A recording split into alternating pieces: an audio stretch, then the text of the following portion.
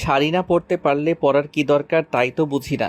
এখন খোলা শাড়ি নিয়ে র্যাম্প ওয়াক করবে নাকি? সাফওয়ানের কথায় মেজাজ তুঙ্গে উঠে যায় আয়াতের। এই লোকের সমস্যা কি, এইটা আজ অব্দি বুঝতে পারে না আয়াত। যখনই কোনো একটা অপ্রীতিকর সিচুয়েশনে পড়বে, সেইখানে লোকটা হাজির হবে, নয়তো ওনার সামনেই কোনো না কোনো অপ্রীতিকর সিচুয়েশন ঘটবে। একে হিলে বেঁধে শাড়ির কুচি খুলে গেছে, উপর থেকে এনার বাক্যের শেষ নেই। দাঁতে দাঁত চেপে বলতে লাগলো, সাফন ভাই, আসলে কি বলুন তো, আমি বিয়ে থেকে পালানোর সময় ভাবিনি আমাকে ওয়ার্ল্ড রেস চ্যাম্পিয়নশিপে নিজের নামের পতাকা ওড়াতে হবে। আগে জানলে শাড়ি না, উইসাইন বেল্টের কস্টিউম পরে আসতাম। মুখ তো কেচির মতো চলে। তা তোমার বাবার সামনে মুখটা চালালে হয়তো এভাবে পালাতে হতো না। চালিয়েছিলাম, বিনিময়ে বা গালে থাপ্পড় আর 7 দিন রুমে আটকে রেখেছিল। তোমার শাড়ির কুচি ঠিক হইলে কি আমরা যাইতে পারি? তোমার বাবার বডিগার্ডরা আসলো বলে। আয়াত আর কোনো কথা বলল না। বলে না, কথায় কথা বাড়ে। আর এই লোকটার সাথে কথা বলতে গেলে শুধু যে কথায় কথা বাড়বে সেটা নয়, সকাল হয়ে যাবে অথচ তর্ক শেষ হবে না। শেষমেশ দেখা যাবে বাবার বডিগার্ডের সত্যি চলে আসবে। এখন তাড়াতাড়ি কোনো ট্রান্সপোর্ট ধরে কাজে অফিসে যেতে হবে।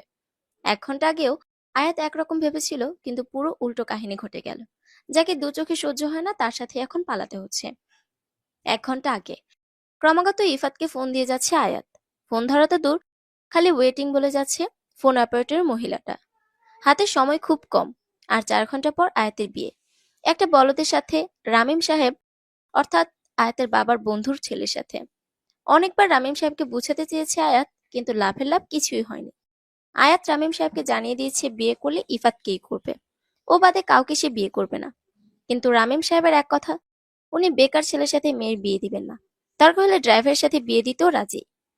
ইফাত গ্রাজুয়েশনের পর বেকার বসে আছে 3 বছর। সারাদিন ক্লাব, পাবে বন্ধুদের সাথে টাকা উড়ানোই ইফাদের একমাত্র কাজ। তার কথা, তার বাবার এত টাকা যে সারা জীবন বেকার থাকলেও কিচ্ছু যায় আসবে না। আয়াত এবং ইফাদের রিলেশন প্রায় 4 বছর হতে চলল। যতবারই তাকে বিয়ের কথা বলে সে এড়িয়ে যায়। আয়াত তাকে বলতে বলতে মুখ ব্যথা করে ফেলেছে, অথচ তার কোনো হেলদোল নেই। আজ আয়াতের বিয়ে, অথচ ছেলেটার কোনো পাত্তাই নেই। টানা 20 বার ফোন দেওয়ার পর শেষমেশ ফোনটা তুললো ইফাত। বিরক্তির সাথে বলল, কি ব্যাপার, এত ফোন দিতে হয়? কথা বলছিলাম তো বেবি। রাখো তোমার বেবি। ইফাত, আজকে আমার বিয়ে, তোমার কি কিচ্ছু যায় আসে না? আমি সেই দিনই তোমাকে বলেছিলাম বাবা সিরিয়াস। তুমি যদি কিছু না করো এবার সত্যি আমাকে হারিয়ে ফেলবে। তুমি কি সত্যি আমাকে ভালোবাসো? ইফাত, এখনো যদি কিছু না করো আর 4 ঘন্টা পরে আমার বিয়ে হয়ে যাবে, তাহলে চাইলেও কিছু করার থাকবে না। তুমি এটা এখন বলছো? তুমিই তো আমার সাথে এতদিন যোগাযোগ করনি। আজ 7 দিন পর আমি আমার ফোন পেয়েছি। তুমি তো একবারও আমার সাথে কথা বলার চেষ্টা করোনি। এখন তোমাকে ডিসিশন নিতে হবে। হয় আমাকে এখান থেকে পালিয়ে নিয়ে বিয়ে করবে, নয়তো আমি ওই বলদকেই বিয়ে করে ফেলবো। ঠিক আছে, আমি ব্যবস্থা করছি। ফোনটা রেখে কান্নায় ভেঙে পড়ল আয়াত। ভালোবাসা কতটুকু অসহায় করে তুলতে পারে তার প্রমাণ হাতে নাতে পাচ্ছে। দরজায় কড়া নাড়লে চোখ মুখ মুছে দরজা খুলে দেয় আয়াত। দরজা খুলতেই তানি ভেতরে ঢুকে। তানি আয়াতের বেস্টি। তানিকে পেয়ে জড়িয়ে ধরে চোখে পানি ছেড়ে দিল আয়াত। তানি, আমি কি করব? আমি তোকে অনেক আগে থেকেই বলেছি, এই ইফাত ছেলেটা তোকে ঝুলিয়ে দিবে। দেখলি তো। ও বলল ব্যবস্থা করছে। এখন রেডি হয়ে নে, আমাদের পার্লার যেতে হবে। আন্টি আমাকে পাঠালেন। দোস্ত, আমি ওই বলদটাকে বিয়ে করব না। বারবার বলদা বলদা কেন করছিস? ছেলেটার নাম হাবিব, স্টাবলিশড ভদ্র ছেলে। ইফাদের চেয়ে 1000 গুণ বেটার। আমি পারবো না হাবিব টাবিবকে বিয়ে করতে। ইফাত একটা ব্যবস্থা ঠিক করবে, দেখিস। দেখা যাক, এখন চল। আধা ঘন্টা পর পার্লারে যাবার পর ইফাতের ফোন আসে আয়াতের মোবাইলে। ফোন রিসিভ করতে ইফাত জানায়, আয়াত, আমি সাফওয়ানকে পাঠাচ্ছি। এখন কোথায় আছো? তুমি আসবে না?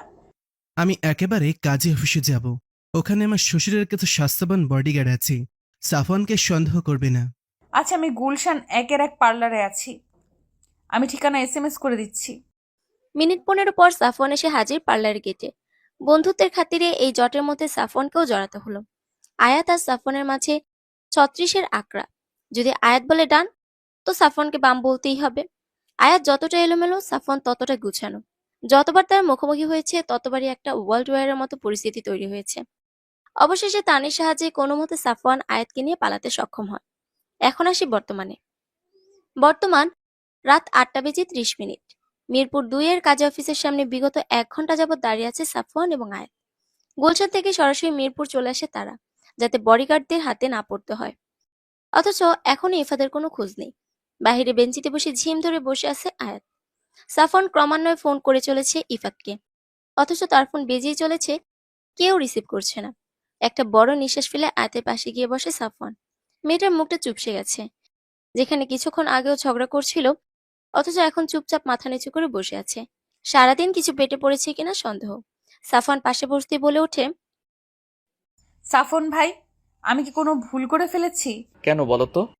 এই দেখুন না, বাবা মার সম্মান জলাঞ্জলি দিয়ে ভালোবাসাকে পেতে চেয়েছিলাম, কি হলো? সেও আমাকে মাঝ রাস্তায় একা করে দিল। আচ্ছা, আমি তো কথা বলেছি, ওনারা আর আধা ঘন্টা খোলা রাখবেন বলেছেন। আর না হলে কাল বিয়েটা করে নিও। ইফাতকে আমি চিনি, ও ঠিক চলে আসবে। সান্ত্বনা দিচ্ছেন? হুম, ও আর যাই করুক তোমাকে ঠকাবে না। সাফওয়ানের কথায় মলিন হাসি হাসে আয়াত। মেয়েটার হাসিটা দেখে সাফওয়ানের হৃদয় কিঞ্চিত কম্পন দিয়ে ওঠে। পুনরায় ইফাতকে ফোন দিতে থাকে সাফওয়ান। রাত 11টা। ইফাদের ফোন বন্ধ আসছে, কাজে অফিস বন্ধ। দীর্ঘশ্বাস ফেলে সাফওয়ান আয়াতকে বলে, আয়াত, আমার মনে হয় তোমার বাড়ি যাওয়া উচিত। তোমার বাবা মা হয়তো পাগল প্রায় হয়ে তোমাকে খুঁজছেন। আপনি বাড়ি চলে যান, ইফাত এখনো আসতে পারে। পাগলামি করো না, বাড়ি যাও। খানিকটা রেগে বলল সাফওয়ান। বাবা খুন করে ফেলবেন আমায়। আমার বাবার রাগ সম্পর্কে আপনার ধারণা নেই। আচ্ছা, উনি ইফাতকে অপছন্দ কেন করেন? বাবার ড্রাইভারের সাথেও আমাকে বিয়ে দিতে রাজি, কিন্তু বেকার ছেলেকে নিজের মেয়ের জামাই সে কিছুতেই করবেন না। মার জন্য টেনশন হচ্ছে, না জানি চিন্তায় বেহুশ হয়ে যাচ্ছে।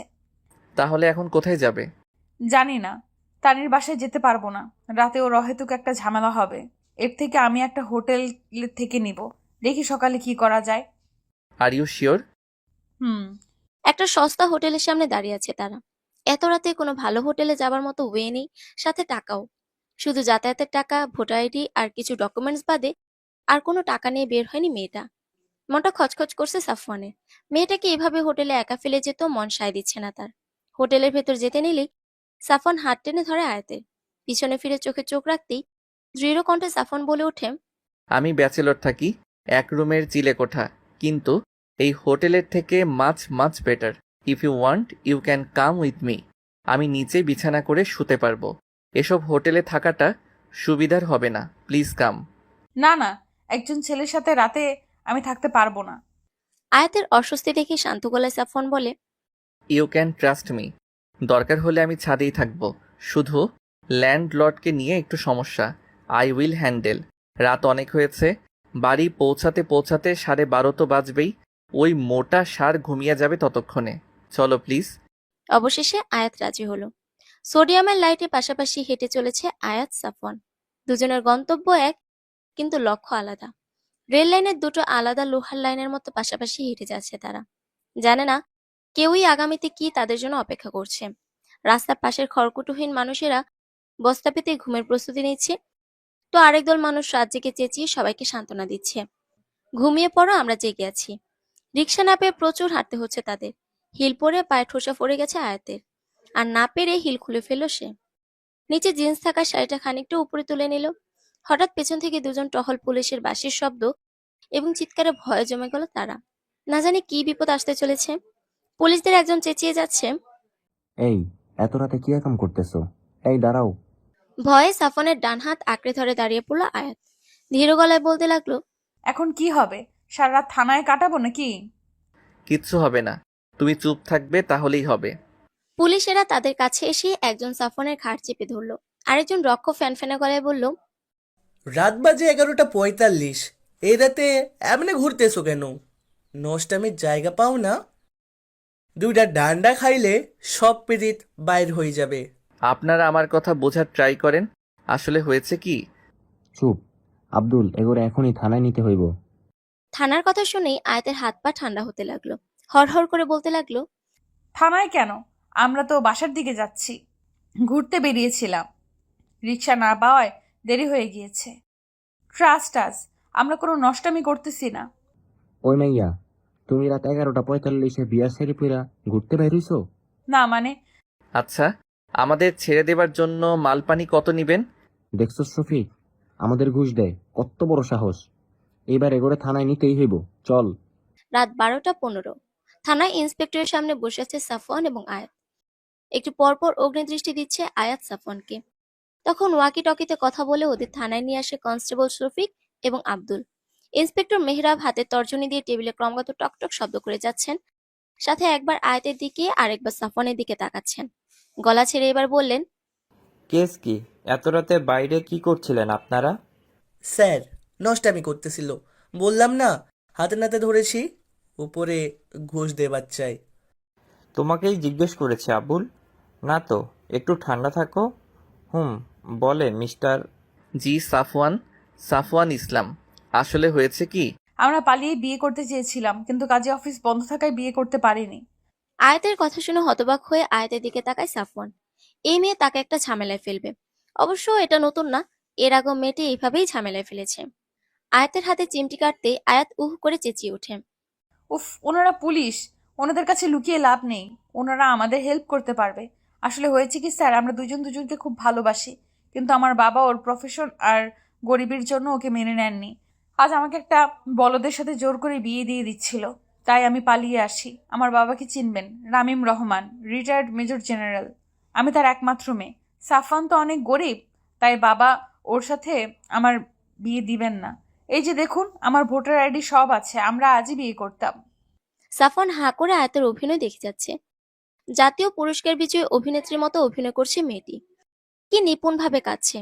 ইন্সপেক্টর সাফওয়ানের দিকে তাকিয়ে বলল, তাহলে আপনি কনস্টেবলদের ঘুষ কেন দিতে চেয়েছেন? ওনারা আমার কোনো কথা শুনতেই রাজি ছিলেন না। আর সত্যি বলতে এত রাতে আমরা অনেক ভয় পেয়ে গিয়েছিলাম। উপরে আমাদের বিয়ে হয়নি, একটা কনেকে বিয়ে থেকে পালিয়ে নিয়ে এসেছি। I think you can understand. আমি খুবই সতর্ক নাগরিক। আয়াত না থাকলে আমি এমনটা কোনোদিন করতাম না। আচ্ছা আচ্ছা, আপনাদের নাম ঠিকানা দিয়ে যান, আমি কন্ট্যাক্ট করব। আর যদি এটা প্রমাণ হয় যে আপনারা মিথ্যা বলছেন, তাহলে আমার থেকে খারাপ আর কেউ হবে না। কোথায় লিখবো? আব্দুল, ওনাদের সব ঠিকানা নিয়ে বাড়ি পৌঁছে দাও। এই রাতে ট্রান্সপোর্ট পাবে না। আর সাফওয়ান সাহেব, আপনার অফিসের ঠিকানাটাও দিয়ে যাবেন। যদি এই রাতে কাজই পাওয়া যেত, আমি নিজেই আপনার বিয়েটা দিয়ে দিতাম। নিজের মাথা চাপড়াতে ইচ্ছে করছে সাফওয়ানের। এই আয়াতের জন্য কি এক ঝামেলায় না পড়লো। মিথ্যে তো বলে দিল, কিন্তু এখন এই মিথ্যে ধরা পড়লে যে কি ঝামেলা পোহাতে হবে আল্লাহই ভালো জানে। উপরে রামিম রহমানের মেয়ে, তিনি একজন রিটায়ার্ড আর্মি অফিসার। শহরে ওনার চেনা জানার শেষ নেই। এক রাতে তার জীবনে এতটা উতার চড়াই, এর মুখোমুখি হতে হবে কে জানতো। আর এদিকে ইফাদের ফোন এখনো বন্ধ। ইফাত কেয়ারলেস, কিন্তু এতটা যে নিজের গার্লফ্রেন্ডকে বাড়ি থেকে পালিয়ে অন্যের ঘাড়ে ঝুলিয়ে দিয়ে এখন নিজে লাপাত্তা। কাঁধে ভারী ভারী অনুভব হলে পাশে তাকিয়ে দেখে আয়াত তার কাঁধে মাথা রেখেই ঘুমিয়ে পড়েছে। মেয়েটাকে বড্ড ক্লান্ত লাগছে। সারাদিন কম ধকল তো যায়নি। রাতের আলো আধার খেলায় আয়াতের মুখটা কোনো শিল্পকর্ম থেকে কম লাগছে না। খুব যত্নে নিপুণ শিল্পকর্ম। এলোকেশি চন্দ্রমার ন্যায় মুখখানা, উপরে গোলাপের পাপড়ির ন্যায় ঠোঁটখানা, যে কাউকে আকর্ষণ করবে। সবচেয়ে বেশি আকর্ষণীয় ঠোঁটের নিচে ছোট তিলটি, যেন নজর ফোটা। অজান্তেই আপন মনে তাকিয়ে রয়েছে সাফওয়ান তার দিকে। কনস্টেবল আব্দুল জোরে ব্রেক কষলে সাফওয়ানের হুঁশ ফিরে। নিজের কাজে নিজেরই বিরক্ত লেগে গেল। কি করছিল সে? আয়াত ইফাদের আমানত। যতই সুন্দরী হোক না কেন, তার প্রতি অন্যরকম অনুভূতির জন্ম দেওয়াই পাপ। নিজেকে নিজে শান্ত করার জন্য মনে মনে বলতে লাগলো, আয়াত একটা চালতা ফিরতা ঝামেলা। ওর মধ্যে ভালো লাগার কিছুই নেই। মনে নেই একবার তোর এক্সিবিশন ওর জন্য নষ্ট হয়ে গিয়েছিল? ওর জন্য আজকে তোর থানায় যেতে হয়েছে। সাফওয়ান, ওকে ইফাদের হাতে তুলে দিলেই তোর কাজ শেষ। সো নো মোহিত হওয়া হই। তুই একজন আর্টিস্ট, তাই তোর ওকে দেখে ভালো লেগেছে, এটাই, আর কিচ্ছু না। মনে মনে বলল সাফওয়ান। পানের পিকটা ফেলে আব্দুল বিরক্ত কণ্ঠে বলে উঠল, এখানে বইসে রাত কাটাইবেন নাকি যাইবেনও? আইয়া পড়ছে আপনার বাসা। ধন্যবাদ। এই আয়াত, এই আয়াত উঠো, বাসায় এসে গেছে।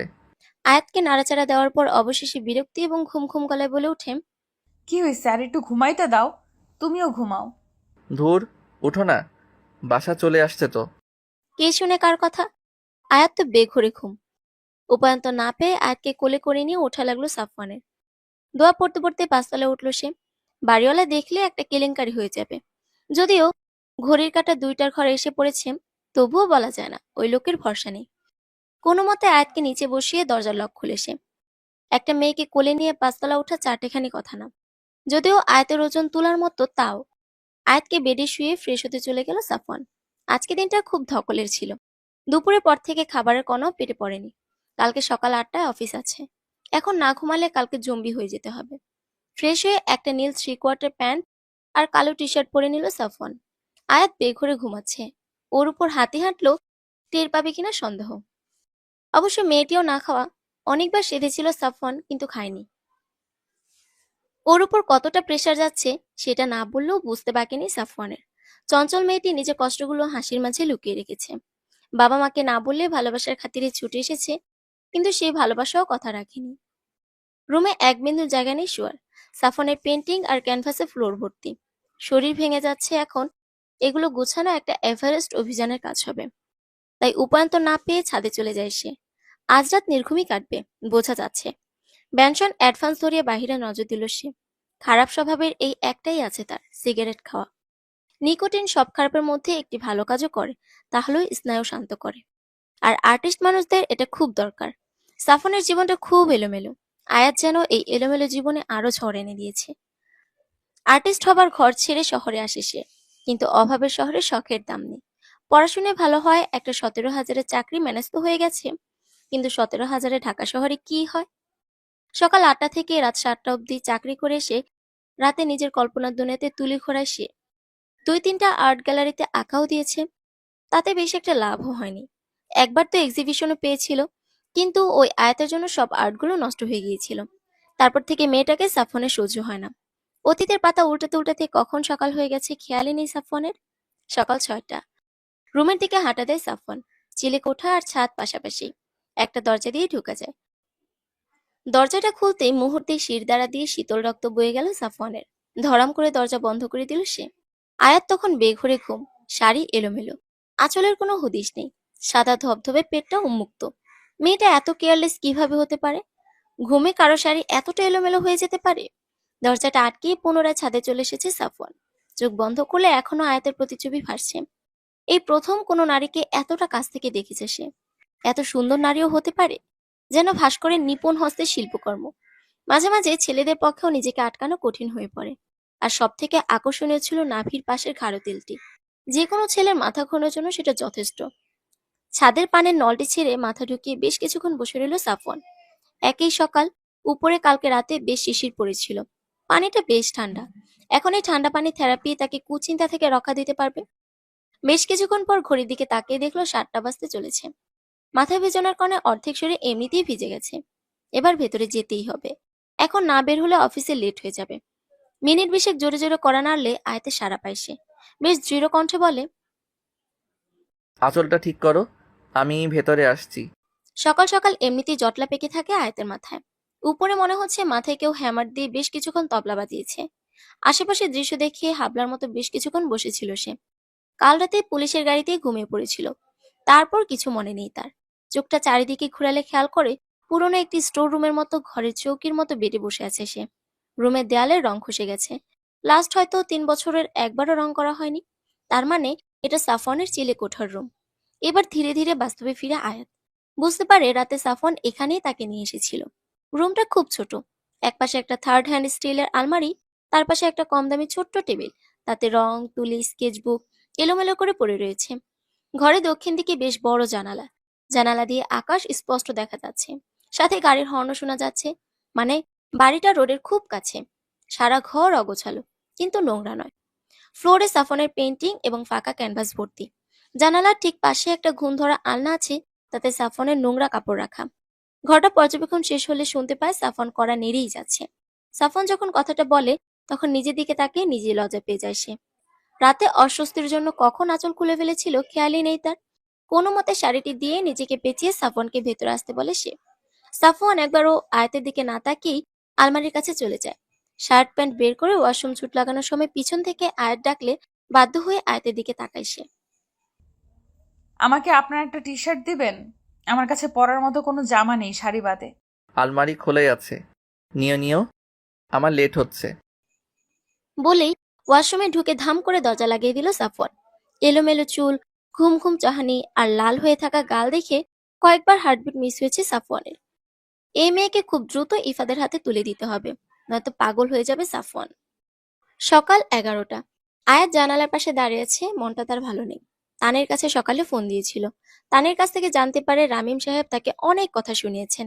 তিনি তানের সামনে বলে দিয়েছেন আয়াতকে সামনে পেলে এর শেষ দেখে নিব। আয়াতের মা শারমিন বেগমের শরীরটা নাকি ভালো নেই। মেয়ে নিখোঁজ দেখে প্রেশার লো হয়ে 2-3 বার অজ্ঞান হয়েছেন। ছুটে যেতে ইচ্ছে করছে মায়ের কাছে, কিন্তু নিজের কর্মফল যে নিজেকে ভোগ করতে হচ্ছে। ইফাদের আশায় ঘর ছেড়ে আসার সময় একবারও কল্পনা করেনি আজ ভালোবাসার শাস্তি এভাবে পেতে হবে তাকে। ইফাদের ফোন এখনো বন্ধ। ইফাদের কিছু বন্ধু বান্ধবদের নাম্বার সাফনের কাছ থেকে নিয়ে রেখেছিল। তারা কেউ জানে না ইফাত কোথায়। আচ্ছা, ইফাদের কোনো বিপদ হয়নি তো? বাবা ওর কোনো ক্ষতি করে নাই তো? ধুর, আর ভাবতে পারছি না। একবার ইসরাতের সাথে কথা বলতে পারলে হয়তো জানতে পারতাম, কিন্তু ওর নাম্বারটাও বন্ধ। উফ, এই ভাই বোন নিজের ফোনটা কেন বন্ধ করে রেখেছে? আমি এখন কি করব? তানির বাসায় যেতে পারবো না। বাবা তানির বাসার সামনে পাহারা লাগিয়েছে। সাফন ভাইকে জ্বালানোর কোনো মানে হয় না। কিন্তু কোথায় যাব আমি? জানালার পাশে দাঁড়িয়ে নিজেকেই নিজে প্রশ্ন করে যাচ্ছে আয়াত।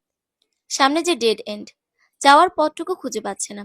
বুকের বাঁ পাশে চিনচিনে ব্যথা, চোখে নোনা জলের আবির্ভাব ঘটাচ্ছে বারংবার। সাফন মাঝে একবার ফোন দিয়ে খোঁজ নিয়েছে যে সে খেয়েছে কিনা। সে বন্ধু হিসেবে তার দায়িত্বের অধিক পালন করে যাচ্ছে, আর অসহায়ের মতো আয়াত তার সাহায্য নিয়ে যাচ্ছে। চোখ মুছে দৃঢ় পরিকল্পনা করলো সে। এবার কঠোর সিদ্ধান্ত নিতে হবে আয়াতের, খুব কঠোর। সোজা ইফাদের বাড়ি কি উঠবে সে, তাতে তার পরিবারের লোকেরা রাগ করলেও কিছু করার নেই। তারপর ইফাতকে মুখের উপর জিজ্ঞেস করবে সে কি তাকে বিয়ে করবে কিনা। এই পরিকল্পনা আজকের মধ্যে বাস্তবায়ন করতে হবে। কিন্তু হাতে টাকা নেই। ইফাতদের বাসায় যেতে হলে 600 থেকে 700 টাকা লাগবে সিএনজিতে।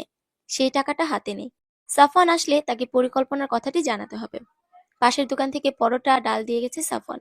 ডাল ঠান্ডা হয়ে গেছে আর পরোটা শক্ত, কিন্তু পেটের ইঁদুরদের এইটা দিয়ে শান্ত করতে হবে। যে মেয়ে সামান্য ঠান্ডা পানি আঙুলে ছোঁয়াতে পারে না, আছে ঠান্ডা পানি দিয়ে গোসল করেছে। ব্রেড জ্যাম আর ব্ল্যাক কফি ব্যতীত যার নাস্তা হয় না, আজ তৈলাক্ত চুপচুপে পরোটা আর ঠান্ডা পানির মতো ডাল খেতে হচ্ছে। জীবন কত কিছু শিখায় মানুষকে। বিকেল 5টা। সারাদিন শুধু সাফনের পেন্টিং দেখিয়ে দিন কেটেছে আয়াতের। ইফাদের মেসেঞ্জার, হোয়াটসঅ্যাপে ভয়েস মেসেজ দিয়েছে বেশ কিছু, কিন্তু লাভ হয়নি।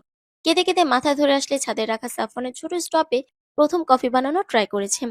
ফলাফল হাতে 2-3টা ফোসকা পড়েছে, কিন্তু কফি সে বানানো শিখে গেছে। সাফনকে অনেকবার বলেছে তার পোর্ট্রেট ড্র করতে, কিন্তু লোকটা মুখের উপর বলে দিয়েছে তার চেহারা ক্যানভাসে তোলার যোগ্য নয়। কফি হাতে জানালায় দাঁড়িয়ে আকাশ দেখতে যখন ব্যস্ত আয়াত, তখন ক্রমাগত দরজায় কড়া নাড়ে কেউ। দরজা খুলতেই হুড়মুড় করে একটি মেয়ে ঘরে ঢুকে পড়ে। মেয়েটির হাতে একটি পেঁয়াজুর বাটি। এভাবে ঘরে ঢুকে পড়ায় অবাকের সর্বোচ্চ পর্যায়ে চলে যায় আয়াত। মেয়েটি উচ্চতায় আয়াতের সমান, গোলগাল মুখ, চুল একপাশে বেনুনি করা, দেখে মনে হচ্ছে কলেজে পড়ে। মেয়েটি আশেপাশে চোখ ঘুরিয়ে আয়াতের দিকে নজর দেয়। চোখে একরাশ কৌতূহল আর অপছন্দের আভা নিয়ে মাথা থেকে পা অব্দি চোখ বুলায় সে। আয়াত তখন সাফনের একটা টি শার্ট আর ট্রাউজার পরেছিল। টি শার্টটা বেশ বড়, গলাটা বেশ নেমে যাচ্ছে, কিন্তু উপায় নেই।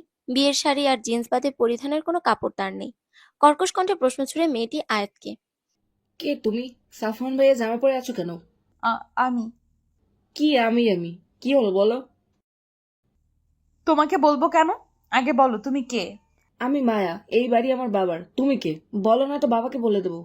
আমি সাফওয়ানের স্ত্রী। এই মুহূর্তে মাথা একেবারে ফাঁকা হয়ে যায় আয়াতের। দুম করে মনে যা এসেছে তাই বলে দেয় সে। মেয়েটি প্রথমে হতবাক হয়ে তাকিয়ে থাকে, পরে কান্না কান্না মুখ করে দৌড়ে চলে যায় রুম থেকে। ঘটনার আকস্মিকতায় কিছুই মাথায় ঢুকছে না আয়াতের। মেয়েটি ঝড়ের গতিতে এলো, আবার টর্নেডোর গতিতে চলে গেল। হচ্ছেটা কি? রাত 8টা। আজ বাড়ি ফিরতে দেরি হয়ে গেছে সাফওয়ানের। না জানে আয়াত একা একা কি করছে। সকালের পর থেকে কথাই হয়নি। প্রথমে ভেবেছিল দরজা বাহিরে থেকে আটকে যাবে, পরে ভাবলো অজান্তে বিপদ আসলে আয়াত বের হতে পারবে না, আর মোটা সার উপরে আসবে না রাতের আগে। সে জানে সাফওয়ানের অফিস টাইম, কিন্তু মায়াকে নিয়ে একটু চিন্তা থেকে যায় মেয়েটি। ধুমধাম চলে আসে। রাস্তায় আসার পথে কিছু কম দামি 3 পিস, লেডিস গেঞ্জি আর রাতের খাবার কিনে বাড়ির দিকে রওনা দেয় সাফওয়ান। বাড়িতে এসে সিঁড়িঘর থেকে খুব শোরগোল শোনা যাচ্ছে। ভালো করে খেয়াল করলে বুঝতে পারে শব্দগুলো তার রুম থেকেই আসছে। দ্রুত 5তলায় এসে দেখে দরজা হাঁ করে খোলা। ভেতরে গিয়ে যেন মাথার উপর বাজ ভেঙে পড়ে সাফওয়ানের। ঘরের ভিতর ঢুকতেই দেখে বিল্ডিং এর সব মহিলা সিনিয়র সিটিজেন সেখানে উপস্থিত। মোটা সার অর্থাৎ বাড়িওয়ালা আবুল কালাম আজাদ সাহেব এবং আর 2জন পুরুষ বেডে বসা। আয়াত তাদের সামনে দাঁড়ানো। গম্ভীর মুখে আজাদ সাহেব কাপে চুমুক দিচ্ছেন। আলমারির পাশে মায়ের মুখ নিচু করে দাঁড়িয়ে আছে।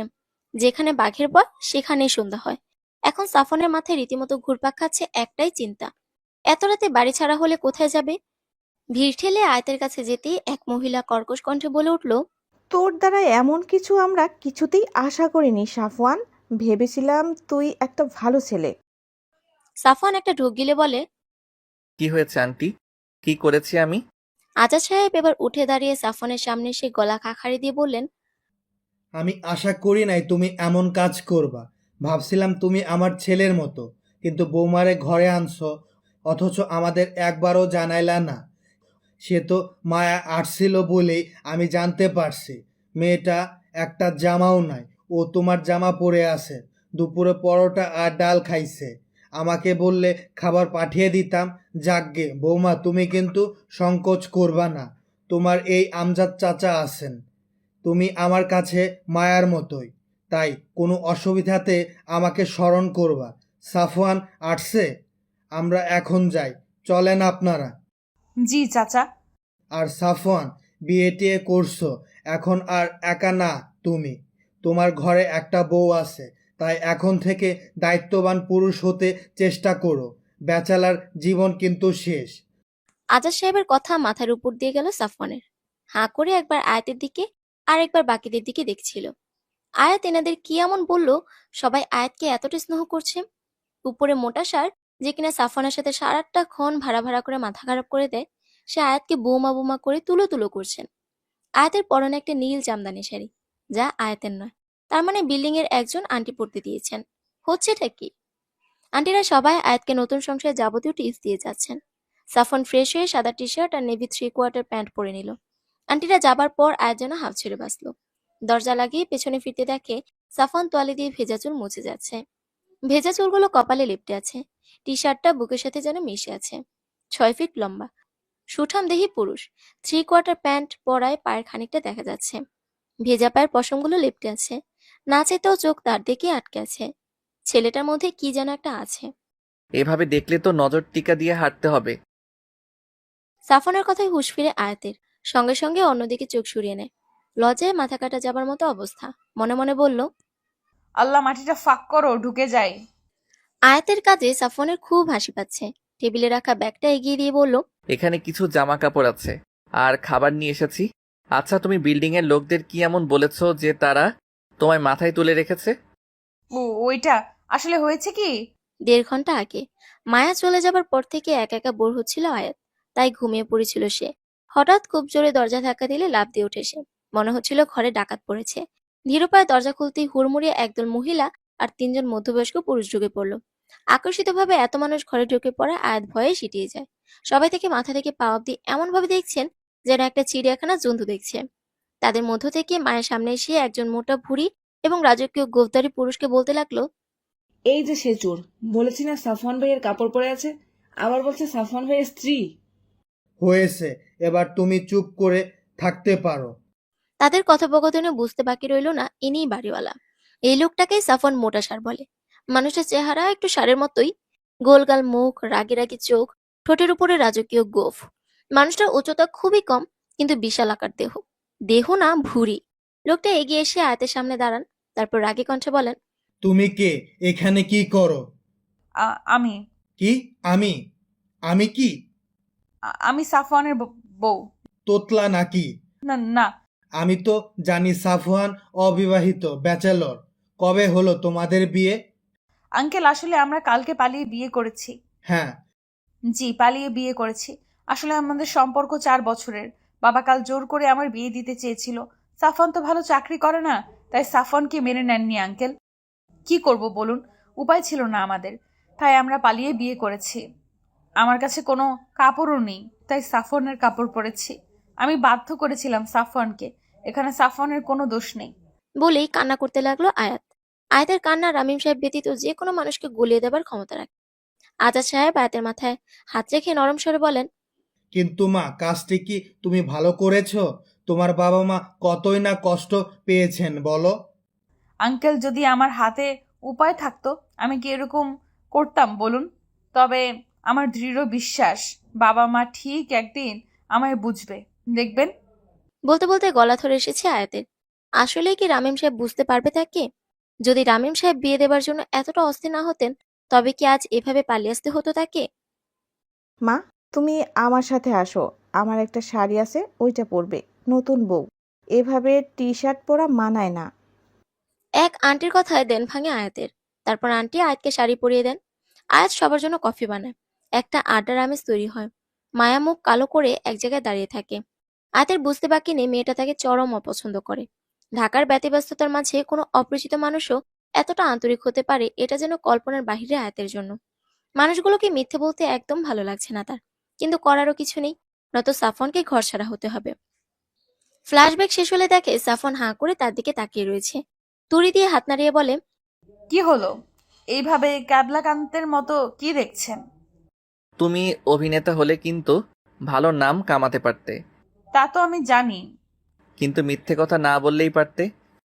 কি করব, আপনার প্রেমিকা পুরো আটঘাট বেঁধে এসেছিল আপনার সুপ্ত প্রেমকে কলি থেকেই উঠিয়ে ফেলার জন্য। Sorry, but I I had no choice. কি? কিসের প্রেমিকা? ও আমার কেউ লাগে না? ন্যাকা যেন কিচ্ছু বোঝে না। ওখানে কেউ না থাকলে আমাকে কাজটা চিবিয়ে খেত। আজীব, আমি তো ব্যাচেলর, তাই না? সত্যি সত্যি বিয়ে করলে এই বাড়িতে তুলবো কিভাবে? বিয়ে করে বউকে নিয়ে এই চিলেকোঠায় উঠবেন নাকি? আর উঠলেও বলবেন আমি দা নিয়ে আপনাকে দৌড়ানি দিয়েছিলাম, আমাকে তালাক দিয়ে দিয়েছেন। ধন্য তুমি, ইফাদের সত্যি কপাল পড়েছে। ইফাদের কথা শুনতে উজ্জ্বল মুখটা মিয়ে গেল আয়াতের। সাফন আয়াতের মুখ দেখে বুঝতে পেরেছি ইফাদের খোঁজ এখনো পায়নি। আয়াতের মন ভালো করতে বলল, আমি আজকে গ্রিল নিয়ে এসেছি ভালো খেতে, এখনো গরম আছে, চলো খেয়ে নেই। আমার খিদে নেই। এই দেখো, আমি এতদিন একা একা খেয়েছি, আজ তুমি আছো, আমি চাই না একা একা খেতে, চলো না প্লিজ। সাফনের জোরাজুরিতে না পেরে শেষমেশ খেতেই হলো আয়াতকে। খাওয়া দাওয়া শেষে আয়াত বেডে আর সাফন নিচে বিছানা বিছিয়ে শুয়ে পড়ল। সারাদিনের ক্লান্তি আর কাল রাত না ঘুমানোর জন্য সাফন শুতেই ঘুমের রাজ্যে তলিয়ে গেল। কিন্তু আয়াতের চোখে যেন ঘুম নেই, মনে যেন ঝড় বয়ে যাচ্ছে। এপাশ ওপাশ ফিরে যখন ঘুম আসছিল না, তখন উঠে ছাদে চলে যায় সে। ফোনে ইফাদের নাম্বার ডায়াল করতে ফোনটি অন পায়। বেশ কিছুক্ষণ রিং হওয়ার পর কেউ ফোনটি রিসিভ করে।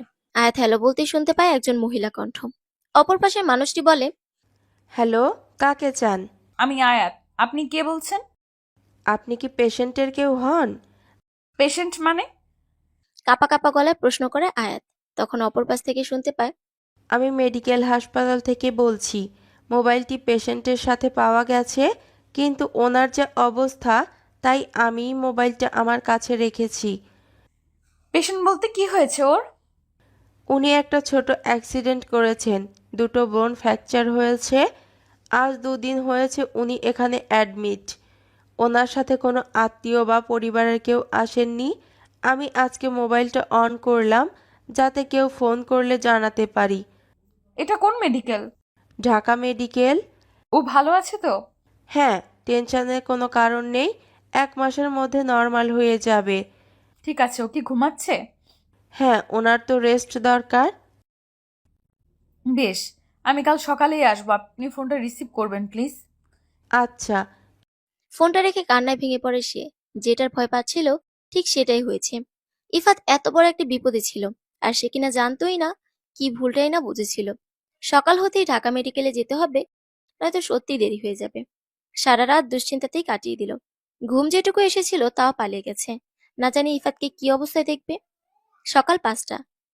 আজানের সাথে সাথে ঘুম ভেঙে গেল সাফওয়ানের। চোখ খুলতে বেডের দিকে চোখ পড়তেই দেখলো আয়াত নেই। এক লাফে শোয়া থেকে উঠে বসলো। আশেপাশে চোখ ফিরে দেখলো না, মেয়েটি নেই। ব্যতিব্যস্ত হয়ে খুঁজতে লাগলে দেখতে পেল দরজার ফাঁক দিয়ে নীল শাড়ির আঁচল দেখা যাচ্ছে। তার মানে আয়াত ছাদে রয়েছে। মেয়েটি কি তবে রাতে ঘুমোয়নি? ধীর পায়ে ছাদের দিকে এগিয়ে গেলে দেখতে পায় বিষণ্ণ চিত্তে বাহিরের দিকে তাকিয়ে রয়েছে আয়াত। সূর্যের প্রথম কিরণে দীপ্তময়ী মুখটা যেন বুকে যেয়ে লাগার ক্ষমতা রাখে। চুলগুলো হাওয়ার সাথে তাল মিলিয়ে আপন মনে উঠছে। গ্রিক গোডেস অ্যাপ্রোডিতে কেউ হার মানাবে এ মানবীর সৌন্দর্য। নিজেকে সামলে গলা খাকারি দিয়ে জিজ্ঞেস করে, সারা রাত কি চোর পাহারা দিচ্ছিলে? ইফাত হসপিটালে। কি? কাল রাতে ওর ফোনে ফোন দিয়েছিলাম। ভারাক্রান্ত গলায় রাতের নার্সের সাথে কথোপকথন সম্পূর্ণ বিস্তারভাবে বলল সাফওয়ানকে। চিন্তায় ভ্রু কুঁচকে আসে সাফওয়ানের। তাহলে ইফাতকে ভুল বুঝেছিল এই 2 দিন। আয়াতের মাথায় হাত বুলিয়ে বলল, 7টার মধ্যে রেডি হয়ে নাও, মেডিকেলে যেতে আধা ঘন্টা লাগবে। জ্যামে না পড়লে মুখটা ভালো করে ধুয়ে নিও, এরকম জম্বি লুক দেখলে ভয় পাবে ইফাত। সাফন ভাই, আয়াত চেঁচিয়ে এলোপাথারি মারতে লাগলো সাফওয়ানকে। সকাল 8টা। জেনারেল ওয়ার্ডের সামনে দাঁড়িয়ে আছে আয়াত এবং সাফওয়ান। নার্স এই রুমের পথ দেখিয়ে চলে গেছেন। বেড নাম্বার 13 এর সামনে দাঁড়িয়ে আছে তারা। ইফাত তখন কাঁথা মুড়ি দিয়ে শুয়ে আছে। পিঠের দিক থেকে মুখ দেখা যাচ্ছে না। চোখে পানি নিয়ে আস্তে করে পাশে বসে ইফাদের কাঁথা না সরিয়ে বলতে লাগলো, তুমি এতটা কেয়ারলেস কেন? তোমার কিছু হলে আমার কি হতো? কখনো কি আমার কথা ভাববে না? আমাদের তো সেদিন বিয়ে করার কথা ছিল। জানো, আমি লাল বেনারসি পরেছিলাম, ঠিক তুমি যেমনটা পছন্দ করো তেমন ভাবে সেজেছিলাম। অথচ দেখো কি হলো। কথা বলবে না আমার সাথে? ওগো। আয়াতের কথাগুলো শুনে অজান্তেই বুকের বাপাশে তীক্ষ্ণ ব্যথা অনুভূত হলো সাফওয়ানের। এমন তো হবার কথা ছিল না। তাহলে কেন এমনটা হচ্ছে? দ্বিধাদ্বন্দ্বে জর্জরিত সাফওয়ান ওয়ার্ড থেকে বেরিয়ে গেল। দম বন্ধ লাগছিল ওই মুহূর্তে তার। অপরদিকে কথাবার্তা শেষে আয়াতের আকুতি মিনতিতে পাশে শোয়া লোকটির ঘুম ভেঙে যায়। কাঁথাটা সরিয়ে বলে, ওগো, কবে বিয়ে করবে আমায়? কাঁথা সরানোর পর রীতিমতো শক খায় আয়াত। চিকন ছিপছিপে বডির একটি লোক সেখানে শুয়ে আছে। মুখ ভর্তি দাড়ি, চোখের নিচে কাটা ঘা যেন তার কুকামের সাক্ষী দিচ্ছে। কে আপনি? আমি শৌকত। ইফাত কোথায় তাহলে? আমি কি জানি? 1 মিনিট। নার্স, নার্স, কোথায় আপনি? নার্স দৌড়ে এলে জিজ্ঞেস করে, কি হয়েছে? এটা আমার ইফাত না। ইফাত কোথায়? মানে? মানে যার ফোন দিয়ে আপনার সাথে আমার কথা হয় উনি কোথায়? ইনিই তিনি। এনার কাছেই আমি ফোনটা পেয়েছি। Are you sure? হ্যাঁ। এবার তেড়ে এসে শওকতের কলার চেপে জিজ্ঞেস করে আয়াত। এই ফোন আপনার কাছে কিভাবে এলো? বলেন, নয়তো পুলিশে দেব। ওয়ার্ডের ভেতরে সড়ক ও সাফওয়ান দৌড়ে ভেতরে যায়। সেখানে যেয়ে দেখতে পায় আয়াত রীতিমতো একটা রোগা পটকা লোককে গলা ধরে ঝাঁকাচ্ছে। তাড়াতাড়ি আয়াতকে সেখান থেকে সরিয়ে আনে সাফওয়ান। নয়তো দেখা যেত লোকটা ওখানে অক্কা পেতে হতো। সকাল 9:30 একটা নাস্তার দোকানে মুখোমুখি বসে নাস্তা করছে সাফওয়ান এবং আয়াত। কারো মুখে কোনো কথা নেই। সাফওয়ান আপন মনে পরোটা ডাল খেয়ে যাচ্ছে, আর আয়াত শুধু পরোটা নাড়াচাড়া করছে। শওকত মোবাইলটা সিএনজিতে করে ইফাদের মিরপুর থেকে উত্তরা যাবার পথে পকেট থেকে চামে চুরি করে নেয়। অনেক কাকতি করে ইফাদের সাথে একই সিএনজিতে উঠেছিল সে। ইফাত নেমে যাবার পর ভেবেছিল চোরাই বাজারে বিক্রি করলে ভালো দাম পাবে, কিন্তু সেটা হবার আগেই রাস্তা পার হতে গিয়ে বাইকের নিচে চাপা পড়ে হাড় ভেঙে মেডিকেলে ভর্তি হয়। কাহিনী শোনার পর থেকে মুখটা শুকিয়ে গেছে আয়াতের। তার মানে ইফাত তার বাসার দিকে যাচ্ছিল। কিন্তু প্রশ্ন হলো, ইফাত মিরপুর এসেও কেন আবার তার বাসার দিকে রওনা দিয়েছিল? এই 2 দিন সে একবারও খোঁজ নেয়নি আয়াতের। সাফন বেশ কিছুক্ষণ ধরে আয়াতের মুখের দিকে তাকিয়ে আছে। শুকনো ফ্যাকাশে মুখটা দেখতে একদম ভালো লাগছে না তার। হুট করে একজনকে ফোন করে জানিয়ে দিল, ভাই আজকে শরীরটা ভালো নেই, আজ অফিসে আসতে পারবো না, খুব জ্বর, একা মানুষ, কেউ দেখাশোনারও নেই। আচ্ছা আচ্ছা রাখি। ফোনটা রেখে আয়াতকে বলল, বাসে চড়তে পারো? কেন? অবাক হয়ে আয়াত প্রশ্ন করলে উত্তরে সাফন বলে, উত্তরা যাব, হাতে 200 টাকা আছে, এসি বাসে নিতাম, কিন্তু আবার ফেরত বাসায় যেতে হবে তো, তাই বলছি যাবে খাটারা বাসে? চলুন, আমার কোনো সমস্যা নেই। উৎসাহিত হয়ে বলল আয়াত। যেই ভাবা সেই কাজ। বিল দিয়ে মরে যেয়ে বেশ কিছুক্ষণ দাঁড়ানোর পর বাস আসলো। ধাক্কাধাক্কি করে কোনো মতে একটা সিট জোগাড় করে দিল আয়াতকে সাফওয়ান। গন্তব্য এখন ইফাদের বাসা। বিকেল 5টা। বাড়ির পথে রওনা দিচ্ছে আয়াত এবং সাফওয়ান। আয়াতের চোখ থেকে না চাইতেও পানি পড়ছে। সাফওয়ান যাতে না দেখে তাই লুকিয়ে অন্যদিকে ফিরে পানি ফেলছে সে। প্রথমে ইফাদের বাড়ি গিয়েছিল, বাড়িতে তালা মারা। আশেপাশের লোকেরা জানে না তারা কোথায়। গতকাল সকালে নাকি ফুল ফ্যামিলি ব্যাগ বস্তা বেঁধে চলে গিয়েছে। প্রথমে অনেকবার ইসরাতকে ফোন করার চেষ্টা চালিয়ে কিন্তু ফলাফল শূন্য। তারপর সাফওয়ান তাকে বলে বাড়ি ফিরে যেতে। খুব সাহস করে শারমিন বেগমকে ফোন লাগায় সে, কিন্তু ভাগ্য এতটাই খারাপ, ফোনটা রামিম সাহেব ধরেন। হ্যালো, কে বলছেন? বাবা, আমি আয়াত। আপনি ভুল নম্বরে ফোন করেছেন। আমি আয়াত নামে কাউকে চিনি না। প্লিজ বাবা, কথাটা শোনো প্লিজ।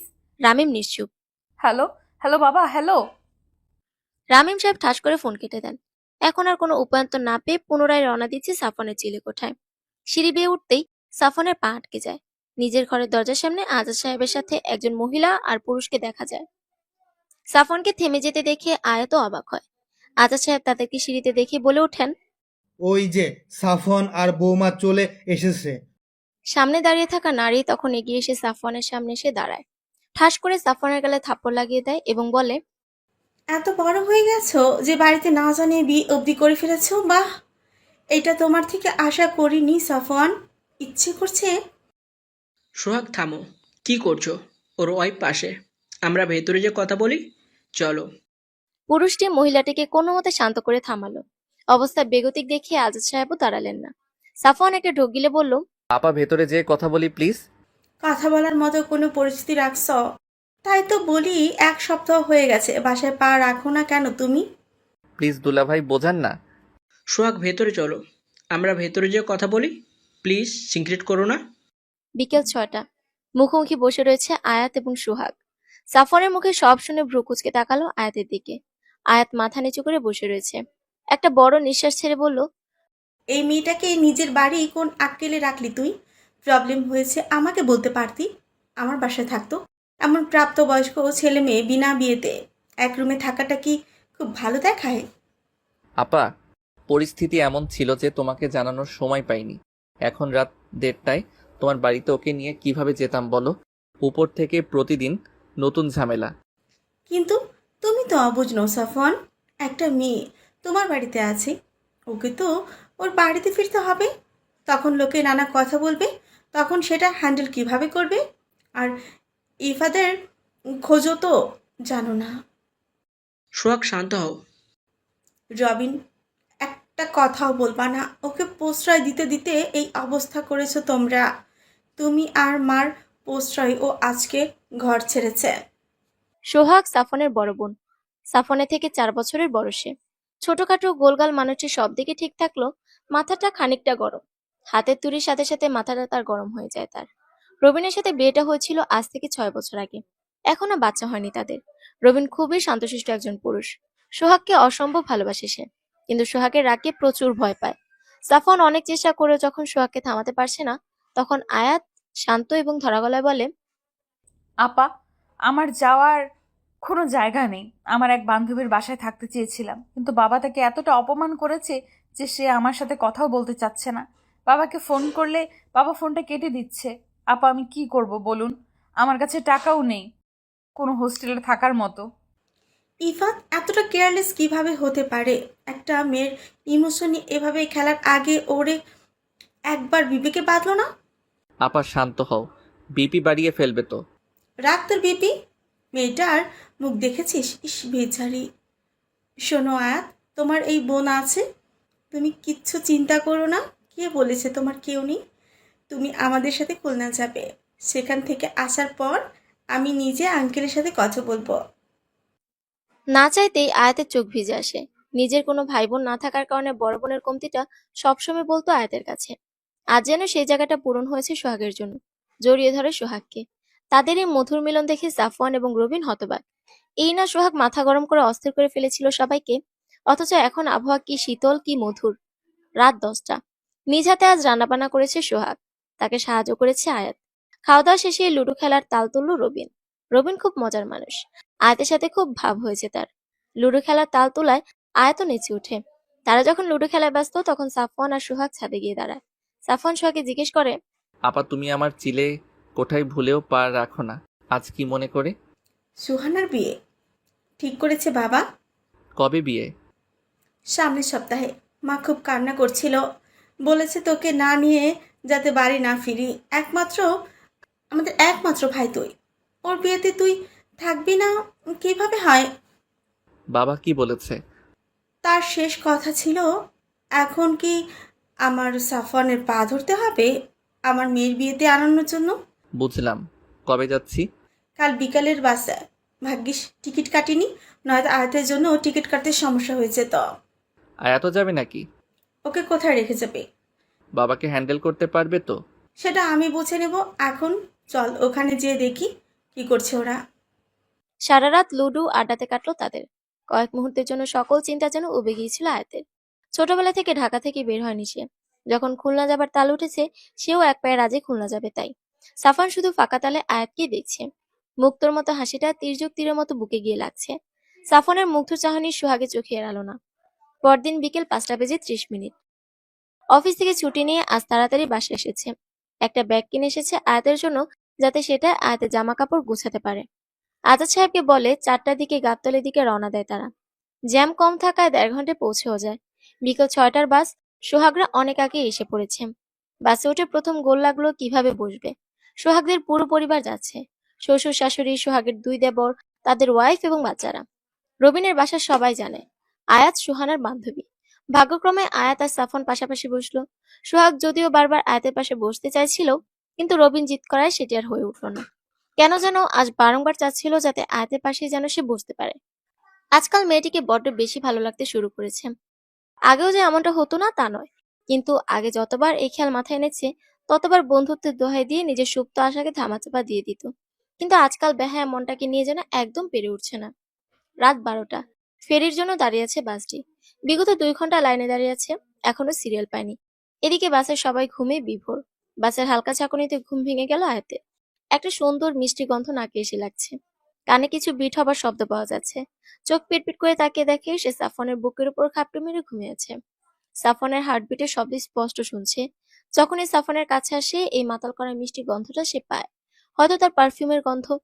লোকটাকে কোনো কালে সহ্য হতো না আয়াতের, অথচ আজ এই লোকটাই বড্ড ভরসার জায়গা। এই লোকটা না থাকলে আজ কোথায় থাকতো কে জানে। আস্তে করে উঠে যেতে নিলে সাফনের ঘুম ভেঙে যায়। উদ্বিগ্ন হয়ে জিজ্ঞেস করে, কিছু লাগবে? হুম। তাহলে ঘুম ভেঙে গেছে, ফেরিতে উঠবে হয়তো বাস। আর কতক্ষণ? সকালের মধ্যে পৌঁছে যাব। ও। ঘুমিয়ে পড়ো। হুম। বলে চোখ বন্ধ করে নিল।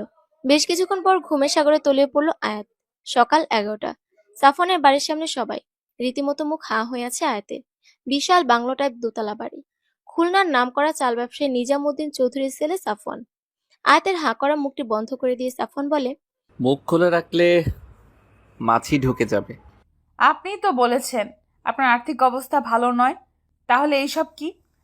আমি তো বলিনি আমার বাবার আর্থিক অবস্থা ভালো নয়, বলেছি আমার আর্থিক অবস্থা তো ভালো নয়।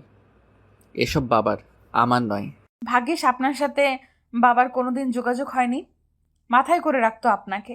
তাই বুঝি? তাহলে শ্বশুর আব্বাকে বলে সত্যি সত্যি বিয়েটা সেরে নেই। বলে টিপ্পনি কেটে ব্যাগ কাঁধে নিয়ে ভেতরের দিকে রওনা দিল সাফওয়ান। ভেতরে যেতে না যেতে একটি মেয়ে দৌড়ে এসে সাফওয়ানকে জড়িয়ে ধরল। ঘটনার আকস্মিকতায় সবাই অবাক হয়ে গেল। মেয়েটি তখন সাফওয়ানকে ছেড়ে সামনে দাঁড়িয়ে বলে, তোমাকে কত মিস করেছি জানো?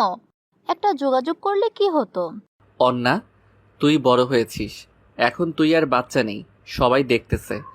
তো বিয়ে তো করলে তোমাকেই করব, তাই না? কে দেখেছে তাতে আমার কিছু যায় আসে না। তোর মতো মেয়েকে আমি বিয়ে করব কে বলেছে তোকে? মানে আমার মতো মেয়ে মানে? আমি না বাল্যবিবাহের পক্ষপাতী না। এখন ছাড় আমাকে, আর একবার ধারে কাছে আসবি তো দেখিস কি করি। বলেই অন্যার থেকে নিজেকে ছাড়িয়ে নেয় সাফওয়ান। মেয়েটা 1 নম্বরে চিপকু। সম্পর্কে তার ফুফাতো বোন, এখনো কলেজের গণ্ডি পার হয়নি, অথচ বিয়ে স্বপ্ন বুনছে। অন্যার এমন সাফওয়ানের সাথে ঢলাঢলি আয়াতের বিরক্ত লাগছে। দাঁতে দাঁত চেপে সহ্য করছে। সুহানার সাথে সোহাগ আয়াতের পরিচয় করে দিল। সুহানা সব খুলে বলতে এক লাফে বলে উঠল, সত্যি করে বলো তো আপু, তুমি সত্যি সত্যি দাদাকে পছন্দ করো না? মানে দেখো, আমার দাদা ভাইটা ফুল একটা প্যাকেজ। ইনকাম কম, কিন্তু মানুষটা ভালো। একটু রাগী, কিন্তু ভালো শিল্পী। দেখতেও খারাপ না। তোমার সাথে কিন্তু খারাপ মানাবে না। আমি বলি কি, ইফাত ভাইকে ছেড়ে দাদা ভাইকে বিয়ে করে নাও। এই 2 দিনে কি আমার ভাইটাকে একটু ভালো লাগেনি? সাফন ভাই আর আমি অসম্ভব।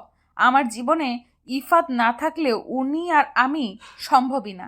সারাটাক্ষণ ওনার সাথে আমার 36-এর আঁকড়া লেগে থাকে। জানো, একবার শখ করে বলেছিলাম আমার একটা ছবি এঁকে দিতে। সে বলে কিনা আমার ছবি ক্যানভাসে তোলার অযোগ্য। ধুর, ওকে দিয়ে কিচ্ছু হবে না। আয়াতের এখানে বেশ ভালো লাগছে। সাফওয়ানদের 51 পরিবার, লোকে লোকে ভরপুর। সাফওয়ানের মা সেলিনা বেগম খুবই নরম কিসামের মহিলা। এত আদরের মানুষও হয়, তাকে না দেখতে মনেই হতো না। আসার পর থেকে আয়াতের যত্নে কোনো কমতি রাখেননি। সাফওয়ানের বাবার সাথে এখনো পরিচয় হয়নি। সাফওয়ানের দিদুন এখনো বেঁচে আছেন, হোসনে আরা বেগম। প্রচন্ড দাপটে মহিলা। সোহাগ আর তার স্বভাব পুরো এক। এছাড়া সাফওয়ানের 2 চাচা এবং 1 ফুফু ও এখানেই থাকেন। সাফওয়ানের ফুফু নিপা বেগম বিধবা। অন্না খুব ছোট থাকতেই তার বাবা মারা যায়, তখন থেকে নিপা বেগম এবং অন্না এখানে থাকেন। নিপা বেগম প্রচুর খিটখিটে স্বভাবের একজন, সারাক্ষণ সবার কিছু না কিছু ভুল ধরবেই সে। সাফওয়ানের চাচিরা এক একজন এক এক রকম। একজন সারাক্ষণ রান্নাঘরে দিন কাটায়, তো আরেকজন ড্রেসিং টেবিলের সামনে। সাফওয়ানের অন্নাবাদেও 4 জন কাজিনও রয়েছে, সব স্টুডেন্ট। মোটামুটি একটা বিশাল পরিবার। সবাই নিজাম সাহেবকে জমের মতো ভয় পায়। 4 বছর আগে সাফওয়ানের গ্রাজুয়েশন যখন শেষের পথে, তখন নিজাম সাহেবের ইচ্ছা ছিল সাফওয়ান যাতে ব্যবসার হাল ধরে। কারণ বাড়ির সব ছেলেদের মধ্যে সাফওয়ানই বড়। কিন্তু সাফওয়ানের ইচ্ছে ছিল আর্টিস্ট হওয়া। ব্যবসাতে বসে নিজের স্বপ্নকে জলাঞ্জলি দিবে না, বিধায় সে সেদিন ঘর ছেড়েছিল। সুহানা যখন সাফওয়ানের এই বাড়ি ছাড়া গল্পটি বলেছিল আয়াতকে, তখন আয়াতের নজর ছিল উঠানে বসে আড্ডারত সাফওয়ানের দিকে। লোকটার প্রতি সম্মান যেন আরো বেড়ে গেল আয়াতের। দুদিন পর, সন্ধ্যা ৭টা। আজ সুহানার হলুদ। আয়াতের কাছে পরার মতো কিছু ছিল না বলে সোহাগের একটি কাঁচা হলুদ জামদানি শাড়ি তাকে পরিয়ে দেয় সোহাগ। ঘন কালো চুলগুলো খোপা করে তাতে বেলি ফুলের মালা পরিয়ে দেয়। হালকা সাজিয়ে আয়াতকে যেন সদ্য ফুটন্ত হলুদ গোলাপ লাগছিল। হলুদের অনুষ্ঠান শুরু হবে, তাই সব মেয়েরা টেবিল সাজাতে ব্যস্ত হয়ে পড়ল। সেলিনা বেগমের হাতে যে অনেক কাজ, এখনো ফলের ডালা সামনে যায়নি, কিন্তু মেয়েগুলো হয়েছে এমন যে তাদের খুঁজে পাওয়া ভার। অগত্যা সামনে আয়াতকে পাওয়ায় আয়াতের হাতে ফলের ডালা দিয়ে বললেন, মা এটা একটু স্টেজে রেখে আইতো। আচ্ছা আন্টি। এরপর আমার সাথে এসে একটু হলুদের ডালাও নিতে হবে। দেখ না, সবগুলো সাজতে বসেছে, যেন মিস ওয়াল প্রতিযোগিতায় যাবে। তোকে মাশাল্লাহ কি সুন্দর লাগছে না সেজে।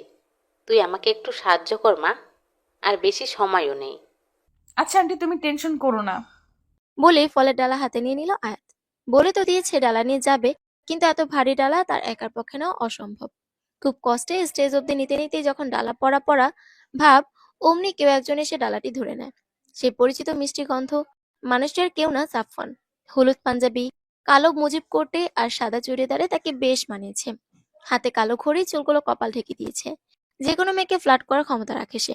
আয়াতের হাত থেকে ডালা নিয়ে নিজে রেখে দেয় স্টেজের টেবিলে। পর মুহূর্তে বলে, যা পারো না শুধু শুধু ভাব নিয়ে সেটা করার কি আছে? আমি তো তাও কাজ করার চেষ্টা তো করছি। আপনার হবু বউ অন্যার মতো আটা ময়দা সুজি ঘষাঘষি তো করছি না। এই মুখে মুখে তর্ক করবা না। কোথায় হেল্প করেছি ধন্যবাদ দিবে তা নয়। বেশ করেছি। কিসে হেল্প বলুন তো? সারাক্ষণ ঠেস দিয়ে কথা বললে সেটাকে হেল্প বলে না, আর যাই বলুক। তুমি আস্ত একটা ঝগড়ুটে। এখন আমি তো ঝগড়ুটে হবই। আসলে কি বলুন তো, আপনার অন্যা আছে না? এই কি অন্না অন্না লাগিয়েছ? ও আমার ফুফাতো বোন। তাই বুঝি ন্যাকা? বলেই সেখান থেকে চলে যায় আয়াত। ইচ্ছে করে সাফওয়ানের সাথে ঝগড়া বাঁধালো সে। আসার পর থেকে একবার আয়াতের খোঁজ নেয়নি সে। উপর থেকে যখন তার সাথে কথা বলতে গিয়েছে, আয়াত পিছনে লেগেই ছিল। আর সাফওয়ান তাকে প্রশ্রয় দিয়ে গেছে। যদি তার অন্যার প্রতি দরদই না থাকে, তবে কেন কিছু বোঝে না মেয়েটিকে? মনে মনে হাজারো বকাঝকা করে যাচ্ছে সাফওয়ানকে। রান্নাঘর থেকে হলুদের ডালাটা নিয়ে না দেখে আপন মনে হাঁটতে হাঁটতে কখন যে নিপা বেগমের সাথে ধাক্কা লেগে যায়, সেদিকে খেয়ালই নেই আয়াতের। এদিকে ধাক্কা খেয়ে তার হাতে থাকা হলুদের ডালা নিচে পড়ে যায়। সব হলুদ নিচে পড়ে একাকার হয়ে যায়, সাথে নিপা বেগমের শাড়িতে খানিকটা হলুদ পড়ে। এমনি নিপা বেগমের মেজাজ তিরিক্ষি থাকে, উপরে ওনার শাড়ি নষ্ট হয়ে যায়, আরো মেজাজ বিগড়ে যায় তার। ফোঁস করে বলে ওঠেন, এই মেয়ে কানা নাকি তুমি? দেখে চলতে পারো না? সরি আন্টি, আমি সত্যিই দেখিনি। তোমার জন্য আমার শাড়ি তো নষ্ট হলোই, সাথে সব হলুদ নষ্ট হয়ে একাকার অবস্থা। এই মেয়ে, তোমার জন্য এখন আমার ভাতেজির হলুদটা লন্ঠভন্ড হয়ে যাবে। অলক্ষণে মেয়ে। আন্টি, আমি এখনই হলুদের ব্যবস্থা করতে বলছি। হ্যাঁ নিপা, সামান্য হলুদই তো, আর হলুদ আছে রান্নাঘরেই। তুমি ড্রেস বদলে নাও, শুধু শুধু সিন বানিও না। হলুদ শুরু হবে। আয়াত, তুমি আমার সাথে আসো মা। কি বলেন ভাবি? সামান্য হলুদ? এই মেয়ের জন্য আমার এত সুন্দর শাড়িটা নষ্ট হয়ে গেল, তার বেলায় তুমি এই মেয়ের দোষটা দেখছো না? একটা বাহিরের মেয়ের সামনে আমাকে বলছো আমি সিন বানাচ্ছি? আন্টি, দোষ আমি করেছি, ক্ষমাও চাচ্ছি। তাহলে কেন অহেতুক আন্টিকে কথা শোনাচ্ছেন? মুখে মুখে তর্ক করে যাচ্ছ। এই শিক্ষা দিয়েছে তোমার বাবা মা? এই শিক্ষা দিয়েছে? বাবা মা তুলে কথা বলার পর আয়াত আর নিজেকে আটকে রাখতে পারলো না। যেই কিছু একটা বলতে যাবে, অমনি পাশ থেকে সাফওয়ান বলে উঠলো, ফুপি, আয়াতের মা বাবা তাকে শিক্ষা দিয়ে বিধায় সে এতক্ষণ নিজের দোষ না থাকা সত্ত্বেও তোমার কাছে ক্ষমা চেয়ে গেছে। একে ওর হাতে হলুদের ডালা ছিল, তবুও তুমি ওর সামনে দিয়ে হাঁটছিলে। ও যদি না দেখে থাকে, তুমিও কিন্তু ওকে দেখোনি। তাহলে ওর যদি দোষ থাকে তবে তোমারও আছে। আর আজ সুহানার হলুদ জেনেও তুমি সিন ক্রিয়েট করছো। মা, এটা তোমাকে বলার পর তুমি উল্টো মাকে কথা শোনাচ্ছ, তাহলে বেশি দোষটা কার বলো? আজকাল বাইরের মেয়ের জন্য আমাকে তোরা কথা শোনাচ্ছিস। বেশ, আমি থাকবোই না এই হলুদে। বলেই নিপা বেগম যেতে লাগলে নিজাম সাহেব সেখানে উপস্থিত হয়। নিজাম সাহেবকে সবাই জমের মতো ভয় পায়। ওনার এক হুঙ্কারই সব ঠান্ডা করার জন্য যথেষ্ট। ওনাকে দেখে সাফওয়ান আর কথা বাড়ায় না, কারণ সে জানে তার কোনো কথা তার বাবার পছন্দ নয়। তখন নিপা বেগম তার কাছে এসে সব বললে সে বলেন, তোমার বয়স তো কম হয়নি নিপা, যাও শাড়ি বদলে আসো। আর সেলিনা, তোমার সময় জ্ঞান যে কমে গেছে সেটা আমার জানা ছিল না। 8টা বাজতে 15 মিনিট বাকি, 15 মিনিটে অনুষ্ঠান শুরু হওয়া চাই আমার। ভাইজান আপনি? যা বলার হলুদের অনুষ্ঠানের পর শুনবো। নিজাম সাহেবের হুঙ্কার যেন ঔষধের মতো কাজ করেছে। নিপা বেগম ফুসফুস করতে করতে ভেতরে চলে গেলেন। নিজাম সাহেবের চেহারাটাই পুরোনো দিনের দারোগা টাইপ। উনি আয়াতকে যখন দাঁড়াতে বলে এগিয়ে গিয়ে তার সামনে দাঁড়ালেন। আয়াত ভয়ে ঢোক গিলা শুরু করলো। আয়াতের ভয় সাফনের চোখ এড়ালো না। যে বাবার সাথে বিগত 4 বছর কথা বলেনি, আজ আয়াতের জন্য বাবার পুনরায় আয়াতের সামনে দাঁড়ালো সে। ধীর কণ্ঠে বলল, আব্বা, ওর দোষ নেই, ইচ্ছে করে ফুপির গায়ে হলুদ ফেলেনি। তোমার থেকে আমার বয়স এবং অভিজ্ঞতা 30 বছর বেশি, তাই তোমার কাছে শুনতে হবে না কি ভুল কি ঠিক। আর আমি ওর সাথে কথা বলতে যাচ্ছি, তোমার সাথে না। কিন্তু ইটস ওকে সাফন ভাই। জি আঙ্কেল বলুন। তুমি কি সোহানা বান্ধবী? কাপা স্বরে আয়াত। জি কেন? কিভাবে বন্ধুত্ব ওর সাথে? কলেজের মাধ্যমে ওর সাথে এক কলেজে অনার্স করেছি। তাহলে তুমি আমার মেয়ের মতো। এখন যা ঘটেছে এটা এই বাড়ির হরহামেশার কাহিনী। নিপার কথাই কিছু মনে করো না, ওর মেজাজটা একটু খিটখিটে। এমনি মানুষ ভালো। তোমার সাথে আমার পরিচয় হয়নি। তোমার নাম জানে কি? আয়াত। বাহ, সুন্দর। বাবা কি করেন? বাবা রিটায়ার্ড মেজর জেনারেল। আর্মি নাকি? আমার বেশ কিছু বন্ধু আছে আর্মিতে, তারাও রিটায়ার্ড করেছেন। কাল বিয়েতে আসবেন। যাক, তোমার কোনো সমস্যা হলে সেলিনাকে জানিও। আর নিপার কথায় কিছু মনে করো না। জি আঙ্কেল, আপনি টেনশন করবেন না। নিজাম সাহেব কথা বলে চলে যাবার পর যেন সাফওয়ান আর আয়াত হাঁপ ছেড়ে বাঁচল। ভেবেছিল নিজাম সাহেবের হাতে এই বুঝি ধরা খেলো। নিজাম সাহেব এত ভালো ব্যবহার করবেন, এটা যেন কল্পনার বাহিরে। সাফওয়ান যে না আয়াতকে কিছু বলতে যাবে, অমনি ভেঞ্চি কেটে হাঁটা দিল সে। যা বাবা, আমি কি করলাম? হতভাগ দৃষ্টিতে আয়াতে যাবার পথে তাকিয়ে রইল সাফওয়ান। এই মেয়ের কখন কিসের মোট হয় সেটা হয়তো সে নিজেও জানে না। রাত 3টা। অনুষ্ঠান শেষ হতে হতে রাত 12টার উপর বেজে গিয়েছিল।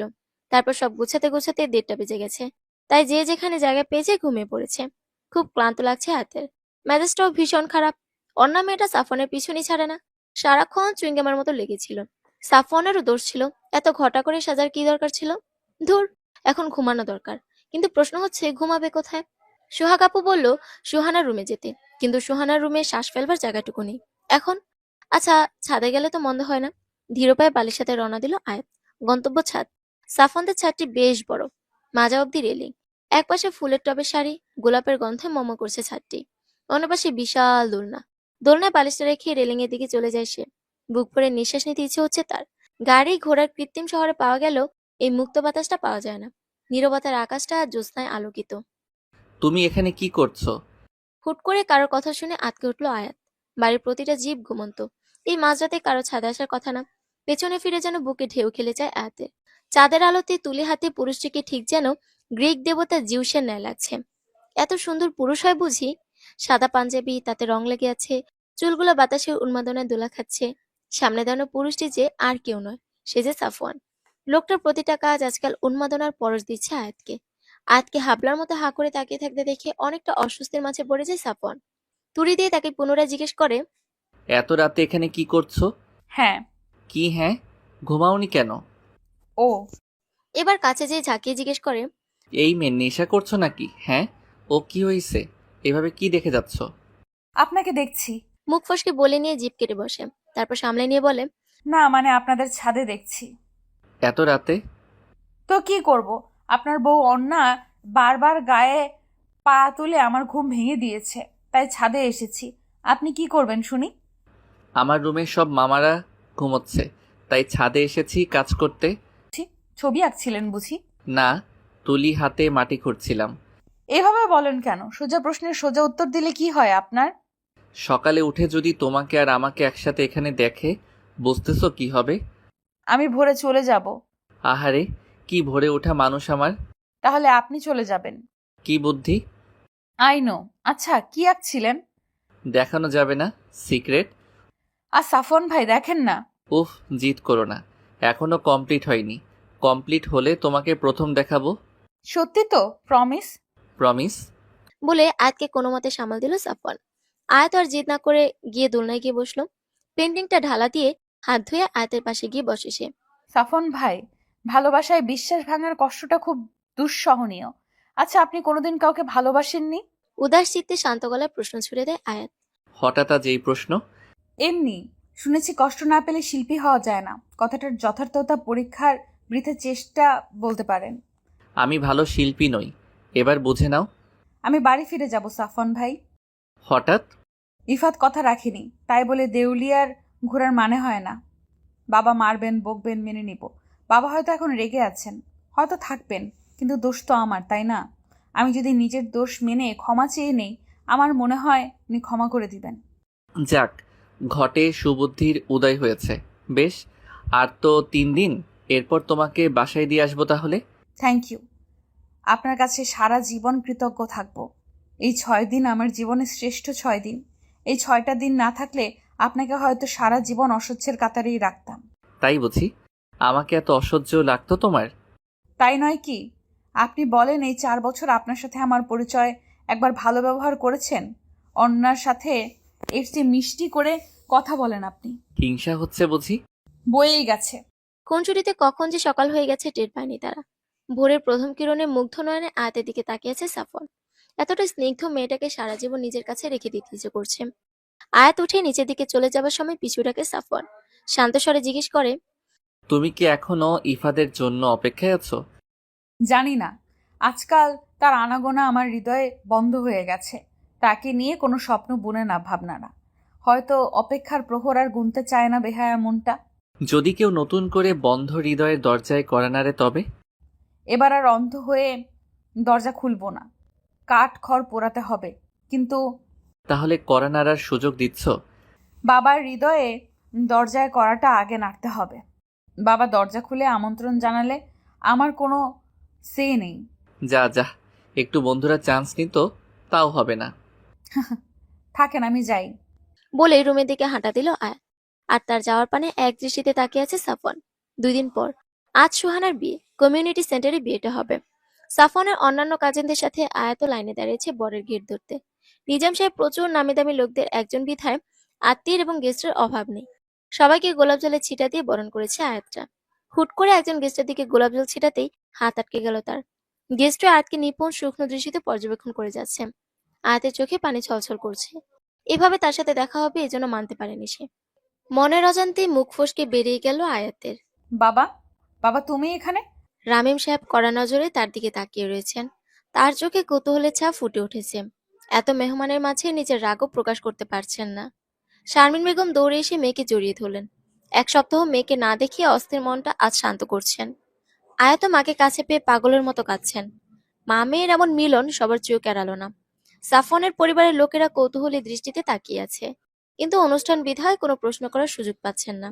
রামিম সাহেব উত্তেজিত হয়ে জিজ্ঞেস করলেন, তুমি এখানে কি করছো?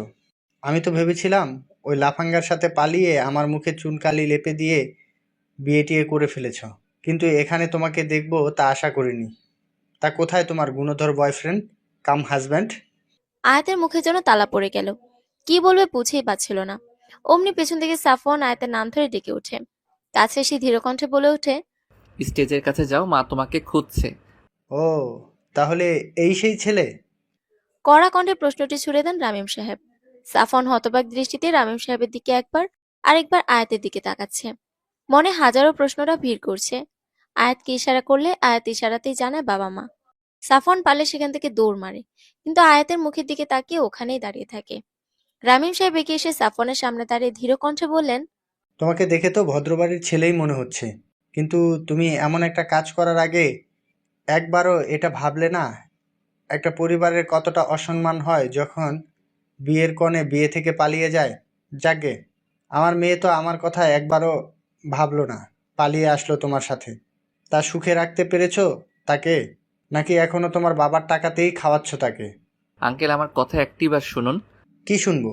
সেদিন তোমার মেয়ে তোমার মুখে চুনকালি মেখে এমন চলে যাবে, তারপর আমি তোমার কথা শুনবো? শারমিন চলো, আমি নিজামকে পরে সব বুঝিয়ে বলবো। রামিম সাহেবের চোখ ছলছল করছে। শারমিন বেগমের হাত ধরে বেরিয়ে যাচ্ছিলেন, তখন নিজাম সাহেবের মুখোমুখি হন তিনি। সাফনের যা ভয় ছিল সেটাই হয়েছিল। একে তার কোনো কথা রামিম সাহেব শুনতে রাজি নন, উপরে তিনি নিজাম সাহেবের বন্ধু মহলের একজন। যদি নিজাম সাহেবের কানে একবার যায় যে সে তার বন্ধুর মেয়েকে নিয়ে পালিয়েছে, খুব বড় ঝামেলা হয়ে যাবে। উপরে রামিম সাহেব ভাবছেন সাফওয়ানই সে যার জন্য তার মেয়ে পালিয়েছে। কপালে ঘাম জমতে শুরু হয়েছে তার। এখন কি করবে তার জানা নেই। আয়াতের দিকে তাকালে দেখতে পায় তার চোখে অশ্রুরা ভিড় করেছে। ছলছল নয়নে দাঁড়িয়ে আছে সে। সাফন শিউর সে সামনের আসন্ন বিপদকে দেখতে পাচ্ছে না। একটা বড় নিঃশ্বাস ফেলে আয়াতের হাতে নিজের হাতের মুঠোতে নিল সে। যাই হয়ে যাক না কেন, এই মেয়েটাকে আর কষ্ট পেতে দিবে না সে। রাত 12টা। বসার রুমে মুখ শক্ত করে বসে আছেন নিজাম সাহেব। অন্য সোফায় রামিম সাহেব এবং শারমিন বেগম বসা। সেলিনা বেগম একই মেয়েকে বিদায় দিয়ে দুঃখের ভেতরে আছেন। এক কোণায় সাফওয়ান আয়াতের হাত নিজ হাতে মুঠো করে দাঁড়িয়ে আছে। রামিম সাহেব যখন নিজাম সাহেবকে সব খুলে বলেন তখন অনুষ্ঠানের খাতিরে ওই মুহূর্তে তিনি মৌনতা বজায় রাখেন। আর রামিম সাহেবের কাছে অনুরোধ করেন যাতে তিনি আজ রাত এখানেই থাকেন। ব্যাপারটার খোলাসা না হওয়া অবধি রামিম সাহেবের যাওয়াটা ঠিক দেখাবে না। আয়াত এর মাঝে রামিম সাহেব এবং শারমিন বেগমের সাথে হাজারো বার কথা বলার চেষ্টা করে, কিন্তু ফলাফল শূন্য। নিজাম সাহেব একবার একটু নড়ে চড়ে বসে সাফওয়ানকে জিজ্ঞেস করেন, তুমি কি এই মেয়েকে পার্লার থেকে নিয়ে পালিয়েছিলে? জি বাবা। তোমরা কি বিয়ে করেছো? বাবা, আগে আমাদের পুরো কথাটা শুনেন। বিয়ে করেছো কিনা? চিৎকার করে বলেন নিজাম সাহেব। না। অথচ একসাথেই থাকতে? জি। ছি ছি, এই শিক্ষা আমি তোমাকে দিয়েছি, ঢাকায় গিয়ে এই উন্নতি হয়েছে তোমার? আঙ্কেল, সাফন ভাইয়ের দোষ নেই। ওর সাথে আমি পালিয়েছি, কিন্তু ও আমার সাথে পালায়নি। এই মেয়ে, তুমি চুপ থাকো। আমি আমার ছেলের সাথে কথা বলছি। আর কি আবল তাবল বলছো তুমি? আপনি আমার উপর চিল্লান, ওকে বকছেন কেন? ও কি করেছে? তুমি একে তো দোষ করেছো, উপরে সাফাই গাইছো। রামিম সাহেব নিজাম সাহেবকে শান্ত করে বললেন, শান্ত হ। তোর ছেলের প্রতি আমার কোনো আপত্তি ছিল না, শুধু বেকার বিধায়। কে বেকার? আমার ব্যবসায় যোগ দিবে না বলে ঘর ছেড়েছে 4 বছর। আর্টিস্ট হবে, সামান্য একটা চাকরি করে ঢাকায়, আর আর্ট করে ছবি বেচে খায়। তাহলে আয়াত যে বলতো সে কাম কাজ করে না? হয়তো এসব আমার মতো তারও চোখে কাজের পর্যায়ে পড়েনি। তাহলে তো কথাই নেই। দেখ, ওরা একে অপরকে যেহেতু ভালোবাসে, একসাথে 1 সপ্তাহ আছে, তাই ওদের বিয়েটা করে দেওয়াই বেটার। রামিম সাহেবের 360 ডিগ্রি অ্যাঙ্গেলের পোল্টি আয়াত এবং সাফনের বজ্রপাত ঘটালো। নিজাম সাহেব আমতা আমতা করে বললেন, কিন্তু তোর তো ওকে অপছন্দ ছিল, এখন নেই। ছেলে স্বাবলম্বী, আমার মেয়েকে ভালোবাসে, আর কি চাই আমার? 2 পরিবারের সম্মানের ব্যাপার। ঠিক আছে, তাহলে সামনের শুক্রবার এদের বিয়ের আয়োজন করি। এত দ্রুত? আমি তো... আরে, একটা বিয়ের লোকজন তো আছেই, আর তুইও লোকজন ডেকে নে, পরে ঢাকা আবার অনুষ্ঠান করে নিস। সাফওয়ান তাদের গাড়ি থামাতে বাদ সাধলেও লাভের লাভ কিছুই হয় না। এখন সব উপরওয়ালার উপর ছেড়ে দেওয়া ছাড়া উপায় নেই। রামিম সাহেব আয়াতের মাথায় হাত বুলিয়ে তাকে আদর করলেন। পরে সাফওয়ানকে জড়িয়ে ধরলেন। 2 পরিবার বিয়ের কথায় খুব খুশি। আয়াতের নিজে চুল ছিঁড়তে মন চাইছে। কেন সাফওয়ানের সাথে বডিগার্ডদের সামনে পালাতে হলো? আর এখন যদি তারা বলে কাহিনী আসলে ঠিক তার উল্টো, তাহলে ঝামেলা বাড়বে বই কমবে না। রাত 3:30। ছাদে এক মাথা হতে অপর মাথা পায়চারি করে যাচ্ছে আয়াত। সাফওয়ানের আসার কথা, অথচ সে এখনো আসছে না। ইচ্ছে করছে ছাদ থেকে লাফ দিতে। এমন ডেড এন্ডে এসে পৌঁছেছে যে এর আগের পথের কোনো হদিস তার কাছে নেই। কাঁধে কারোর স্পর্শ পেতেই লাফিয়ে উঠে সে। পেছন ফিরে দেখে মুখ কাচুমাচু করে দাঁড়িয়ে আছে সাফওয়ান। রাগে কণ্ঠে বলে ওঠে, এই আপনার আসার সময় হলো? কি করতাম? কাজিনরা ছাড়ার নাম নিচ্ছিল না। জানি জানি, আপনার অন্যার তো মরা কান্না লাগিয়েছে। এখন মেন পয়েন্টে আসি। কি প্ল্যান? কিসের? এই বিয়ে ভাঙার। I don't know.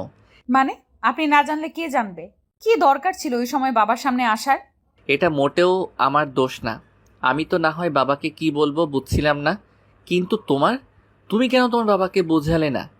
আপনার কি দরকার ছিল ঢাকায় যে স্বাবলম্বী হবার? ও, এখন দোষ আমার? Okay fine. যা একটু ভেবেছিলাম বিয়েটাকে কেচিয়ে দেবার চেষ্টা করব, এখন মনে হচ্ছে অযথা। না না, যাবেন না। সরি, এবার বলুন কি প্ল্যান? প্ল্যান আপাতত এইটাই যে আমাদের বিয়ে করতে হবে। কি? তারপর 6 মাস পর আমরা ডিভোর্স আপিল করব। দেখো, বিয়ে আমাদের এমনিও করতে হবে, অমনিও। তাই অহেতুক কষ্ট না করে ট্রায়াল ম্যারেজ করে নেই। আর দেখো, এই উপায়ে আমাদের পরিবারের মানুষগুলিও খুশি।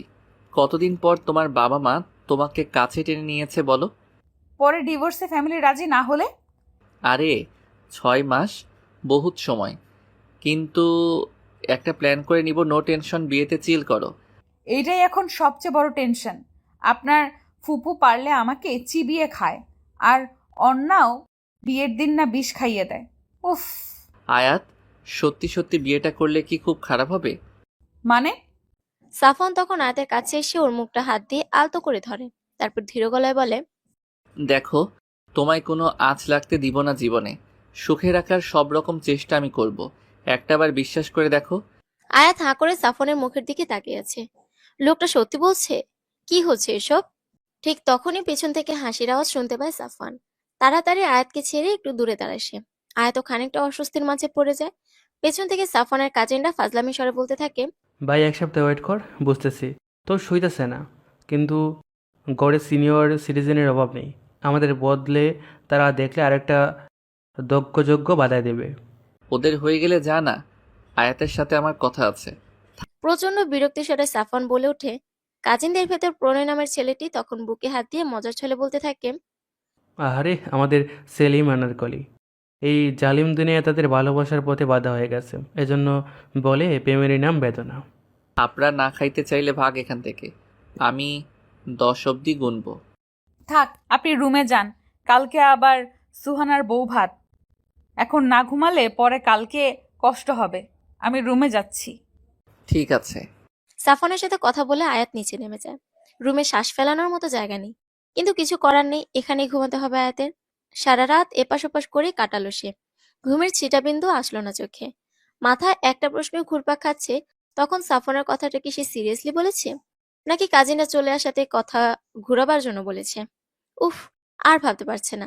বিয়েটা হয়তো সত্যি করতে হবে। 3 দিন পর বিকেল 4টা, হলুদের শপিং এ সাফওয়ানের পুরো পাল্টনের সাথে আয়াত এবং শারমিন বেগমও বেরিয়েছেন।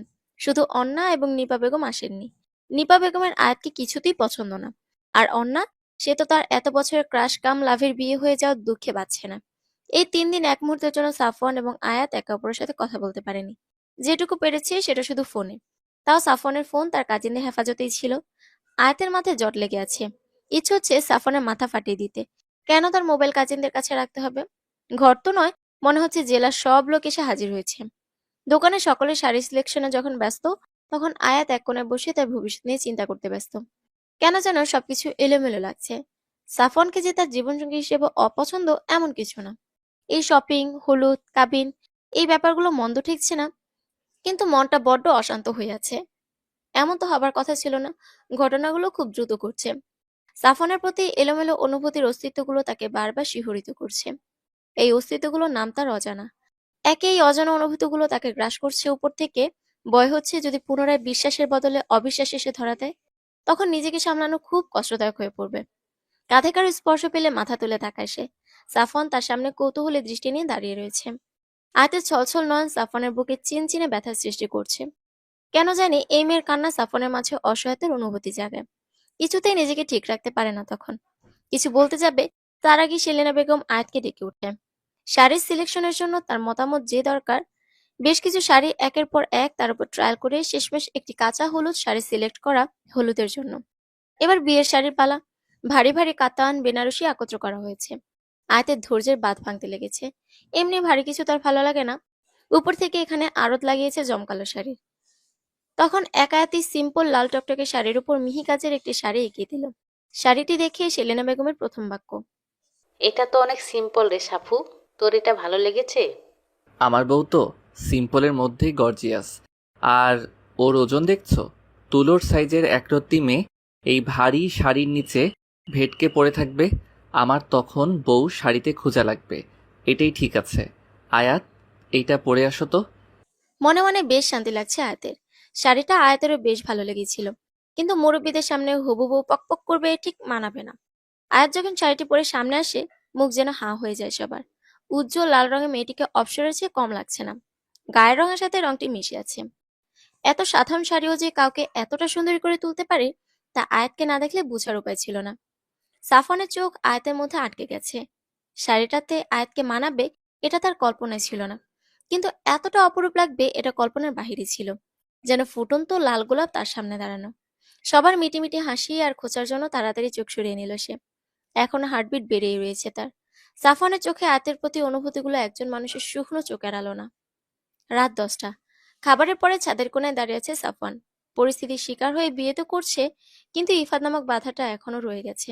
ইফাদের ফোন অফ, যোগাযোগের উপায় পাচ্ছে না। বন্ধুদের জানিয়ে দিয়েছে যাতে ইফাদের খোঁজ পেলে তাকে জানানো হয়। এত দ্রুত এত কিছু হচ্ছে, আয়াতের উপর কতটা মানসিক চাপ পড়ছে সেটা সাফওয়ানের অজানা নয়। ছাদের কোণায় দাঁড়িয়ে হাজারো প্রশ্নের উত্তর খুঁজতে ব্যস্ত, তখন পেছনে কারোর উপস্থিতি অনুভব করে সে। পেছন ফিরতেই দেখে রবিন দাঁড়িয়ে রয়েছে তার সামনে। মুচকি হেসে প্রশ্ন করলো, কিছু বলবেন দুলা ভাই? পরশু তো সালামশের হলুদ, 3 দিন বাদে বিয়ে। আয়াতকে বলেছো কতটা ভালোবাসো? ভালোবাসা মানে? কি যে যা তা বলছেন দুলা ভাই, এটা পরিস্থিতির টানাপোড়েনের কারণে করতে বাধ্য হচ্ছি। আসলে কি তাই সালামশাই? বুকে হাত দিয়ে বলতে পারবে তুমি একটুও ভালোবাসো না আয়াতকে? চোখ বন্ধ করলে মেয়েটা তোমার ভাবনা বিচরণ করে না? মেয়েটার চোখের পানি তোমাকে একটুও বিচলিত করে না? এটা স্বাভাবিক নয় দুলা ভাই। মেয়েটা আমাকে ভরসা করে, ওর ভালো মন্দের খবর রাখাটা আমার দায়িত্ব। সত্যি কি তাই শ্রাবণ? আচ্ছা, এটা কেন মনে হচ্ছে তুমি তাকে ভালোবাসো না? কারণ 1 বা 2 সপ্তাহ একসাথে থাকলে কারোর প্রতি মায়া জন্মাতে পারে, ভালোবাসা নয়। It's just infatuation. মায়া না থাকলে কারোর প্রতি ভালোবাসা জন্মায়? আচ্ছা, সোহাগার আমার কাহিনীতেও কি তুমি ইনফ্যাচুয়েশনের থিয়েরি দিবে? একবার দেখায় ওর প্রতি ভালো লাগা তৈরি হয়, তারপর ভালোবাসা। আজ ওর সাথে 6 বছর ধরে সংসার করছি, এখন ওকে ততটাই ভালোবাসি। এটা কি মায়া? সালামশাই, ভালোবাসা বলো কিংবা ভালো লাগা, সব কিছুতেই মায়াটার গুরুত্ব অনেক বেশি। একটা থাকে শর্ট টাইমের, একটা সময় কেটে যায়। আরেকটা হলো গভীর মায়া, যার গন্তব্য ভালোবাসা, বিশ্বাস, সম্পর্ক। আমার যা বলার বলা হয়ে গেছে। তুমি নিজের অন্তরাত্মাকে জিজ্ঞাসা করো, আয়াতের প্রতি মায়াটা ঠিক কেমন? কথাগুলো চুপচাপ সাফন শুনছিল। রবিনকে এজন্য সাফনের খুব বেশি ভালো লাগে, কারণ সঠিক সময়ে সঠিক উপদেশ দেওয়াটা লোকটির বড় গুণ। আয়াত নামক নারীটি সাফনের প্রতিটি চিন্তায় বিচরণ করে। তার হাসি, ছেলে মানুষই সাফনকে আনন্দ দেয়। সারাক্ষণ মেয়েটির আশেপাশে থাকলে মানসিক প্রশান্তি লাগে, মনে হয় যেন অপূর্ণ হৃদয় পূর্ণতা পাচ্ছে। তার চোখের পানি সাফনের ভেতরে রক্তক্ষরণ করতে সক্ষম। এই অনুভূতিগুলো কি শুধুই মায়া? মনের এই এলোমেলো ভাবনাগুলোকে সাজাতে পারছে না সাফন। এখন মনকে শান্ত করতে হলে একটি ওষুধ আছে, তা হলো পেইন্টিং। নিজের এলোমেলো চিন্তাগুলি কাগজে তুলতে পারলে হয়তো মন শান্ত হবে। অপরদিকে সুহানা রুমের বারান্দায় দাঁড়িয়ে রয়েছে আয়াত। অনেকক্ষণ পর নীরবে একটু নিজের জন্য সময় পেয়েছে। এতক্ষণ আত্মীয়দের ভেতর থাকতে থাকতে যেন দম বন্ধ হয়ে আসছিল তার। কফি? পাশ ফিরে তাকালে দেখে সোহাগ আর সুহানা দাঁড়িয়ে রয়েছে। মুচকি এসে তাদের হাত থেকে কফি নিল আয়াত। পিনপতন নীরবতা। বাড়িতে আয়াত এবং সাফন ব্যতীত এই 3টা মানুষ তাদের সম্পর্কের সত্যতাটা জানে। আয়াতের নিজের কাছে প্রচুর অস্বস্তি লাগছে। পট করে সুহানা বলে ওঠে, ইফাত ভাইয়ের সাথে তোমার রিলেশনটা কিভাবে শুরু হয়েছিল আয়াত আপু? সুহানার প্রশ্নে প্রথমে খুব অপ্রীতিকর অবস্থায় পড়ে যায় আয়াত। তারপর ধীর কণ্ঠে বলতে থাকে, ইফাত আমার সিনিয়র ছিল। ওর সাথে প্রথম দেখা আর্ট গ্যালারির সামনে। আমার এক বন্ধুর দুলাভাই আর্ট গ্যালারির ম্যানেজমেন্টে ছিলেন। তখন এক্সিবিশন দেখব বলে সবাই একসাথে গিয়েছিলাম। আরও একটি কারণ ছিল, সেটা হলো সাফন ভাইয়ের এক্সিবিশন দেখা। ওনার ছবিগুলো যখন ফেসবুকে দিত, আমি পাগলের মতো ফলো করতাম। উনি যে আমাদের ক্যাম্পাসে, এটা আমার জানাই ছিল না। তারপর কি, এক্সিবিশনে গেলাম। সেদিন ছিল 25শে বৈশাখ। গ্রীষ্মের ফাটা দুপুরে প্রিয় আর্টিস্টের এক ঝলক দেখতে যাওয়া। কিন্তু ভাইয়ের যা পার্ট, সে আমাদের সামনেই আসলেন না। বলেন উনি নাকি ছোটোখাটো আর্টিস্ট। তুমি বলো সুহানা, উনি কি ছোটো মোটো আর্টিস্ট কি ট্যালেন্টেড? ওনার সুবাদেই ইফাদের সাথে দেখা। সাফন ভাইয়ের সাথে পরিচিত হবার লোভে ইফাদের সাথে পরিচিতি। ফ্রেন্ড না ওনার। তারপর দেখা হতো, কথা হতো। আমাকে সাফন ভাইয়ের ডিটেলস বলতো। এইভাবেই ভালো লাগা, তারপর ভালোবাসার রিলেশন। তুমি কি ইফাত ভাইকে ভালোবাসতে নাকি দাদা ভাইকে? সুহানার প্রশ্নে থতমত খেয়ে যায় আয়াত। কি উত্তর দিবে তা জানা নেই তার। বেশ কিছুক্ষণ পর নিজেকে সামলে বলে, আমি ইফাতকে ভালোবাসতাম। তুমি আমাকে কনভিন্স করছো নাকি নিজেকে? সাফন ভাইকে আমার আর্টিস্ট হিসেবে ভালো লাগে। থাকে না পছন্দের আর্টিস্ট, গায়ক, নায়ক। সত্যি কি তাই আয়াত? তোমরা আমাকে কনফিউজড কেন করছো? তুমি ইফাত আর সাফনের মাঝে কনফিউজড কেন হচ্ছে আয়াত? নিজের মনকে জিজ্ঞেস করো। এই 4 বছর ইফাত তোমার ফিলিংস, তোমার ভালো লাগাগুলোকে কতটা দাম দিয়েছে? তোমাদের রিলেশন, কমিটমেন্ট ব্যাপারটা কি সত্যিই ছিল? আর তোমারও কি ইফাতকে ইফাত হিসেবে ভালো লাগতো নাকি সাফনের বন্ধু হিসেবে? এখনো দেরি হয়নি আয়াত। নিজেকে প্রশ্ন করো, কাকে তুমি ভালোবাসো, কাকে তুমি বিশ্বাস করো, কার সাথে থাকলে তোমার মনে হবে তোমার কাছে সারা পৃথিবী রয়েছে। তোমার এই মনটা সব কিছু বলে দিবে তোমাকে। সোহাগের কথাগুলো প্রচন্ড ভাবাচ্ছে আয়াতকে। বেডে এপাশ ওপাশ করতে করতে আর না পেরে ছাদের উদ্দেশ্যে রওনা দেয় আয়াত। দরজা খুলে সিঁড়িতে যেতেই মনে সে যেন হাওয়ায় ভাসছে।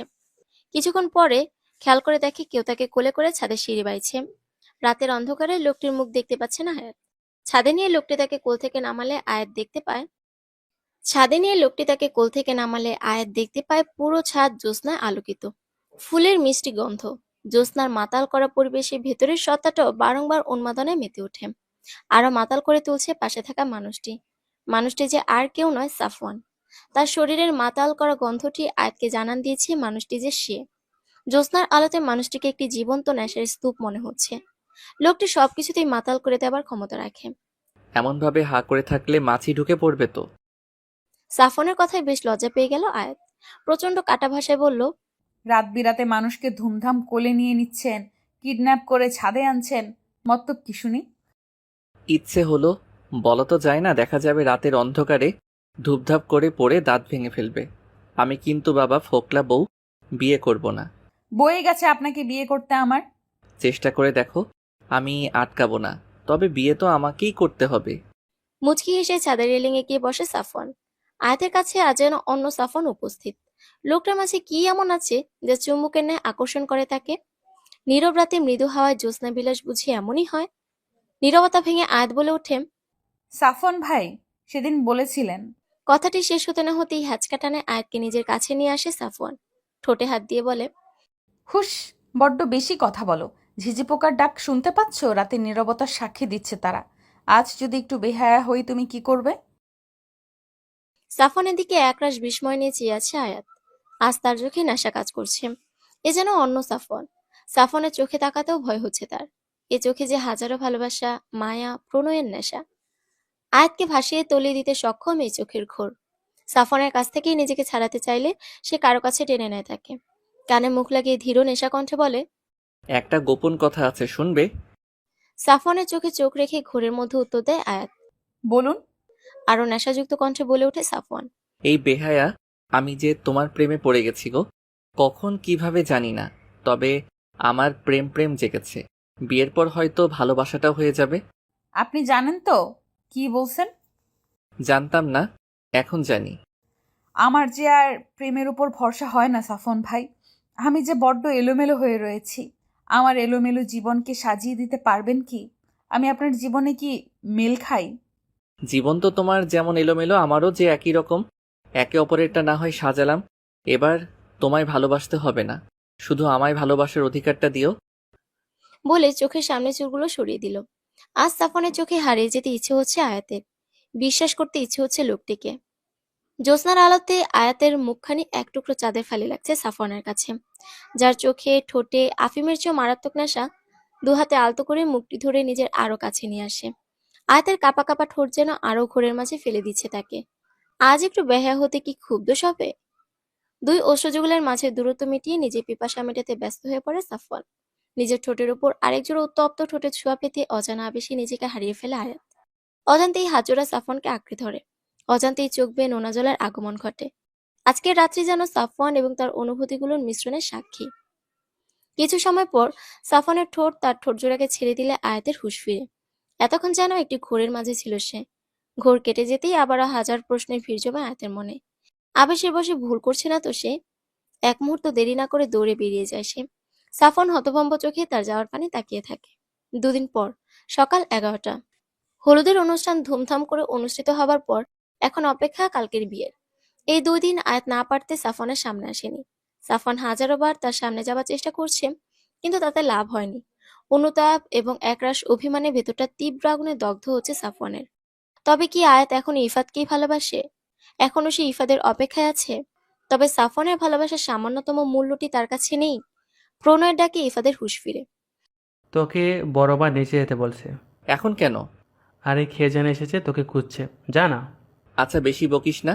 নিচে যেতেই দেখে সেলিনা বেগমের সাথে হাসি মুখে একটি ছেলে কথা বলছে। ছেলেটির পিঠ তার দিকে, তাই মুখটি দেখতে পাচ্ছে না। সাফওয়ান নিচে নামতে সেলিনা বেগম বলে ওঠেন, সাফওয়ান চলে এসেছে। ছেলেটি পেছন ফিরতে আকাশটা ভেঙে পড়ে সাফওয়ানের সামনে। দাঁড়ানো শ্যামবর্ণের লম্বা চিপচিপি গড়নের ছেলেটি যে আর কেউ নয়, ইফাত। মুচকি হেসে টিটকারি ছলে বলে ওঠে, বিয়ে করেছিস, দাও তো দিলি সাফওয়ান। এই বুঝি আমাদের বন্ধুত্ব? বেলা 12টা। মুখোমুখি বসে আছে আয়াত এবং ইফাত। আজ 2 সপ্তাহ পর ইফাতকে দেখছে সে। একরাশ ঘৃণা আয়াতের চোখে ফুটে উঠেছে। কোথায় ছিল সে যখন সারা রাত কাজী অফিসের বাইরে এক কাপড়ে তাকে দাঁড়িয়ে থাকতে হয়েছে? কোথায় ছিল সে যখন পুলিশের থানায় জেলে যাবার ভয় মিথ্যে বলতে হচ্ছিল? কোথায় ছিল সে যখন বাবা তার সাথে কথা বলা বন্ধ করে দিয়েছিল, থাকার জায়গা নিয়ে চিন্তা করতে হতো তাকে? এখন যখন মনটাকে স্থির করে ফেলেছে, এখন কেন তার আগমন ঘটলো? আয়াত, তুমি নাকি আমাকে ছাড়া বাঁচতে পারবে না? তা এখন কি করছো? 2 সপ্তাহে ভালোবাসা উবে গেল? আরে বাবা, একটা জমির কাজে ইমিডিয়েটলি সিলেটে বাবার সাথে যেতে হয় আমাকে। মোবাইল হারিয়ে যাওয়ার জন্য কন্ট্যাক্ট করতে পারছিলাম না। তাড়াহুড়া করে ফিরে এসেছি তোমার জন্য। এসে শুনেছি সাফানের গলায় ঝুলে গেছে তুমি। এটাই তোমার লয়ালিটি? এই তোমার ভালোবাসা? মুখ সামলে কথা বলো ইফাত। এতদিন পর আমি কেমন আছি না জিজ্ঞেস করে তুমি আমার কাছে জবাবদিহিতে চাইছো? কি সামলাবো? আমার জিএফ আমার বন্ধুকে কাল বিয়ে করতে যাচ্ছে, আর আমি কেন এখানে তোমার সাথে প্রেমালাপ করব? আচ্ছা, কেমন আছো? তুমি কি আদৌ জানো এতদিন আমরা কিসের মধ্যে দিয়ে যাচ্ছিলাম? তুমি কি আদৌ জানো আমি তোমাকে খুঁজতে তোমার বাসা অবধি পর্যন্ত গিয়েছিলাম? ইসরাতকে পাগলের মতো ফোন করেছি। তোমার বন্ধুদের যে চোর ফোন চুরি করেছে সে হসপিটালে ভর্তি ছিল, তাকে তুমি ভেবে দৌড়ে গিয়েছি। এখন তুমি কিনা আমার লয়্যালটি নিয়ে প্রশ্ন করছো? কি রাইট আছে তোমার? আমি লয়াল নই, রাস্তার মেয়ে যে কিনা যখন যে পুরুষ পাই তার গলায় ঝুলে পড়ি? কাপা কাপা কণ্ঠে বলতে লাগলো আয়াত। ইফাত তখন আয়াতকে জড়িয়ে ধরে শান্ত কণ্ঠে বলতে লাগলো, জানো তো কতটা ভালোবাসি তোমায়? সাফনা যদি আমাকে সবকিছু বলেছে, তোমাদের বিয়ের কথাটা শুনে পাগল পাগল লাগছিল। তবুও সরি বাবু, আর হবে না সরি। এই দৃশ্যটি একজনের চোখ এড়ালো না। সেদিন রাতের উত্তর আজ তার কাছেই পরিষ্কার। শুধু দুজন প্রেমিক প্রেমিকার মাঝে তৃতীয় ব্যক্তি হয়ে কি লাভ? সাফওয়ান আর না দাঁড়িয়ে সেখান থেকে প্রস্থান করে। বিয়ের দিন সন্ধ্যা 7টা। বরবেশে স্টেজে বসে রয়েছে সাফওয়ান। ইফাত বিয়েতে উপস্থিত, কিন্তু কালকের দুপুরের পর আর সাফওয়ান তার সামনে যায়নি। বুকের ব্যথাগুলো তীব্র হয়ে যাচ্ছে তাকে দেখলে। কাজী সাহেব তার কাছে বিয়ের সব কথা বলে। জিজ্ঞেস করে, আপনি কি এই বিয়েতে রাজি? রাজি থাকলে বলুন কবুল। তখন প্রণয় কানে কানে এসে কিছু একটা বলে সাফওয়ানকে। প্রণয়ের কথাটা শুনে সাফওয়ান বলে ওঠে, সত্যি?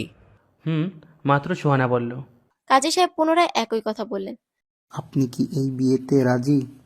মুচকে এসে সাফওয়ান বলে ওঠে, কবুল। সবাই একসাথে আলহামদুলিল্লাহ বলে ওঠে।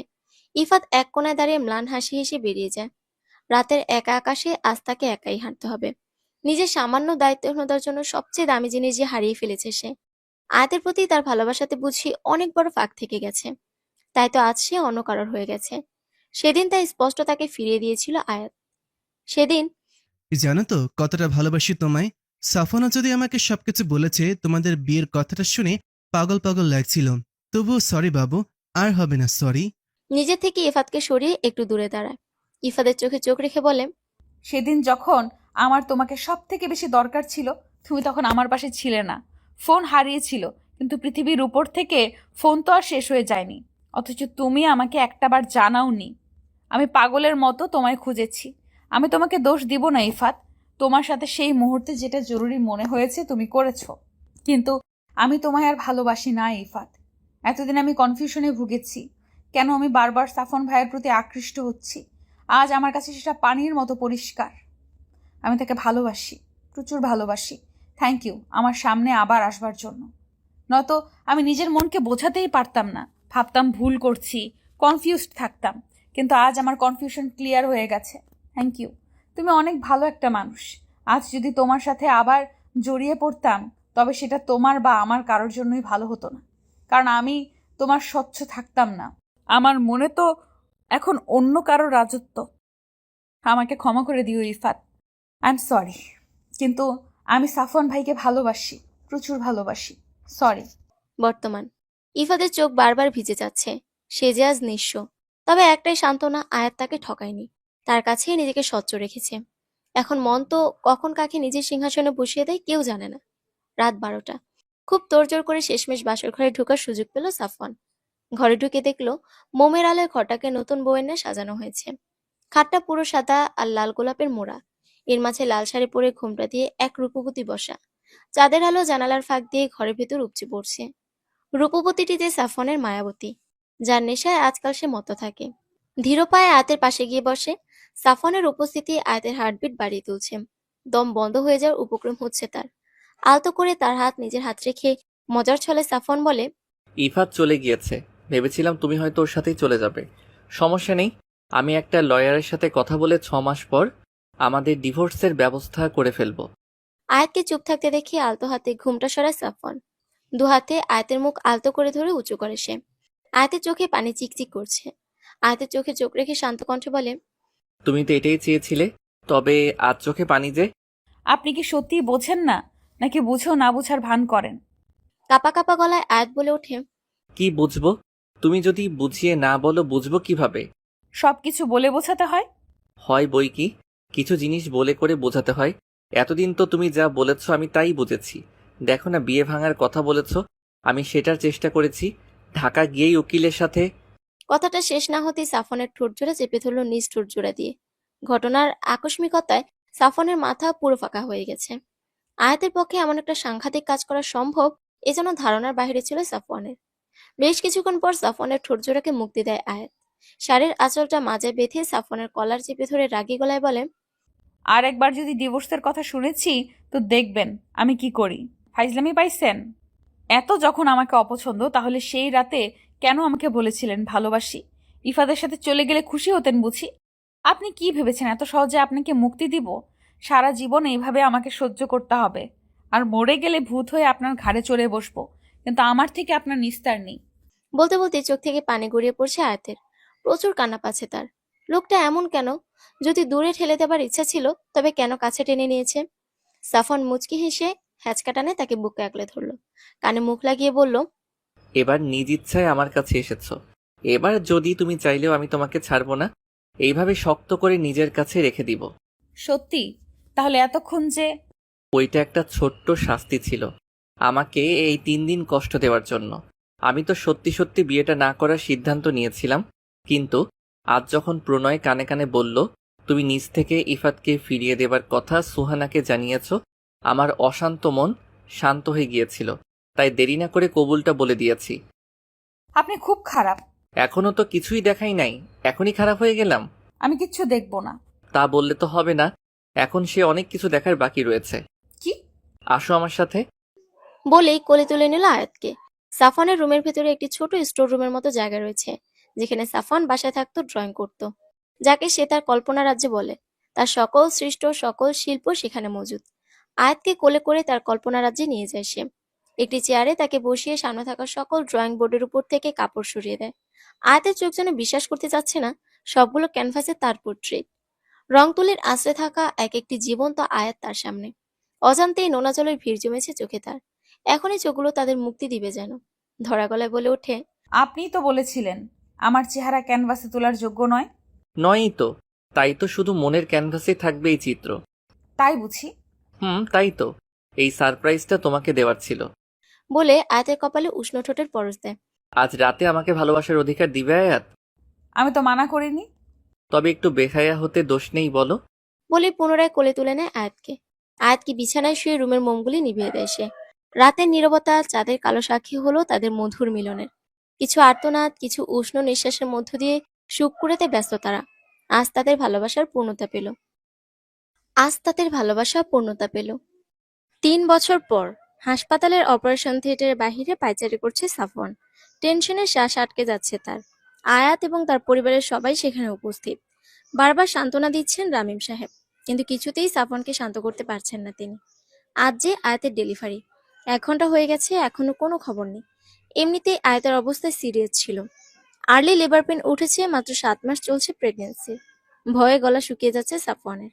থিয়েটারে ঢোকার আগে আয়াত বলেছিল, যদি এবার ফিরে না আসি, তবে জেনে রেখো খুব ভালোবাসি তোমায়। কথাটা মনে করতে চোখ ভিজে আসছে সাফওয়ানের। ঠিক তখনই ডক্টর আগমন ঘটে। ছুটে গিয়ে কাছে যেতেই প্রথম প্রশ্ন ছিল, আয়াত কেমন আছে ডক্টর? কংগ্রেচুলেশন, আপনার যমজ মেয়ে হয়েছে। আচ্ছা, আয়াত কেমন আছে? নার্স, মেয়েদের নিয়ে আসেন। আপনার মেয়েরা প্রিম্যাচুর, কিন্তু আলহামদুলিল্লাহ ভালো আছেন। আপনি কি খুশি নন মিস্টার সাফওয়ান? আরে ধুর, আমার ওয়াইফ কেমন আছে সেটা বলেন। দম আটকে যাচ্ছে আমার। আলহামদুলিল্লাহ ভালো আছেন, একটু উইক, 1 সপ্তাহ রেস্ট করতে হবে। ভয়ে ভয়ে ডাক্তার বলে কথাগুলো।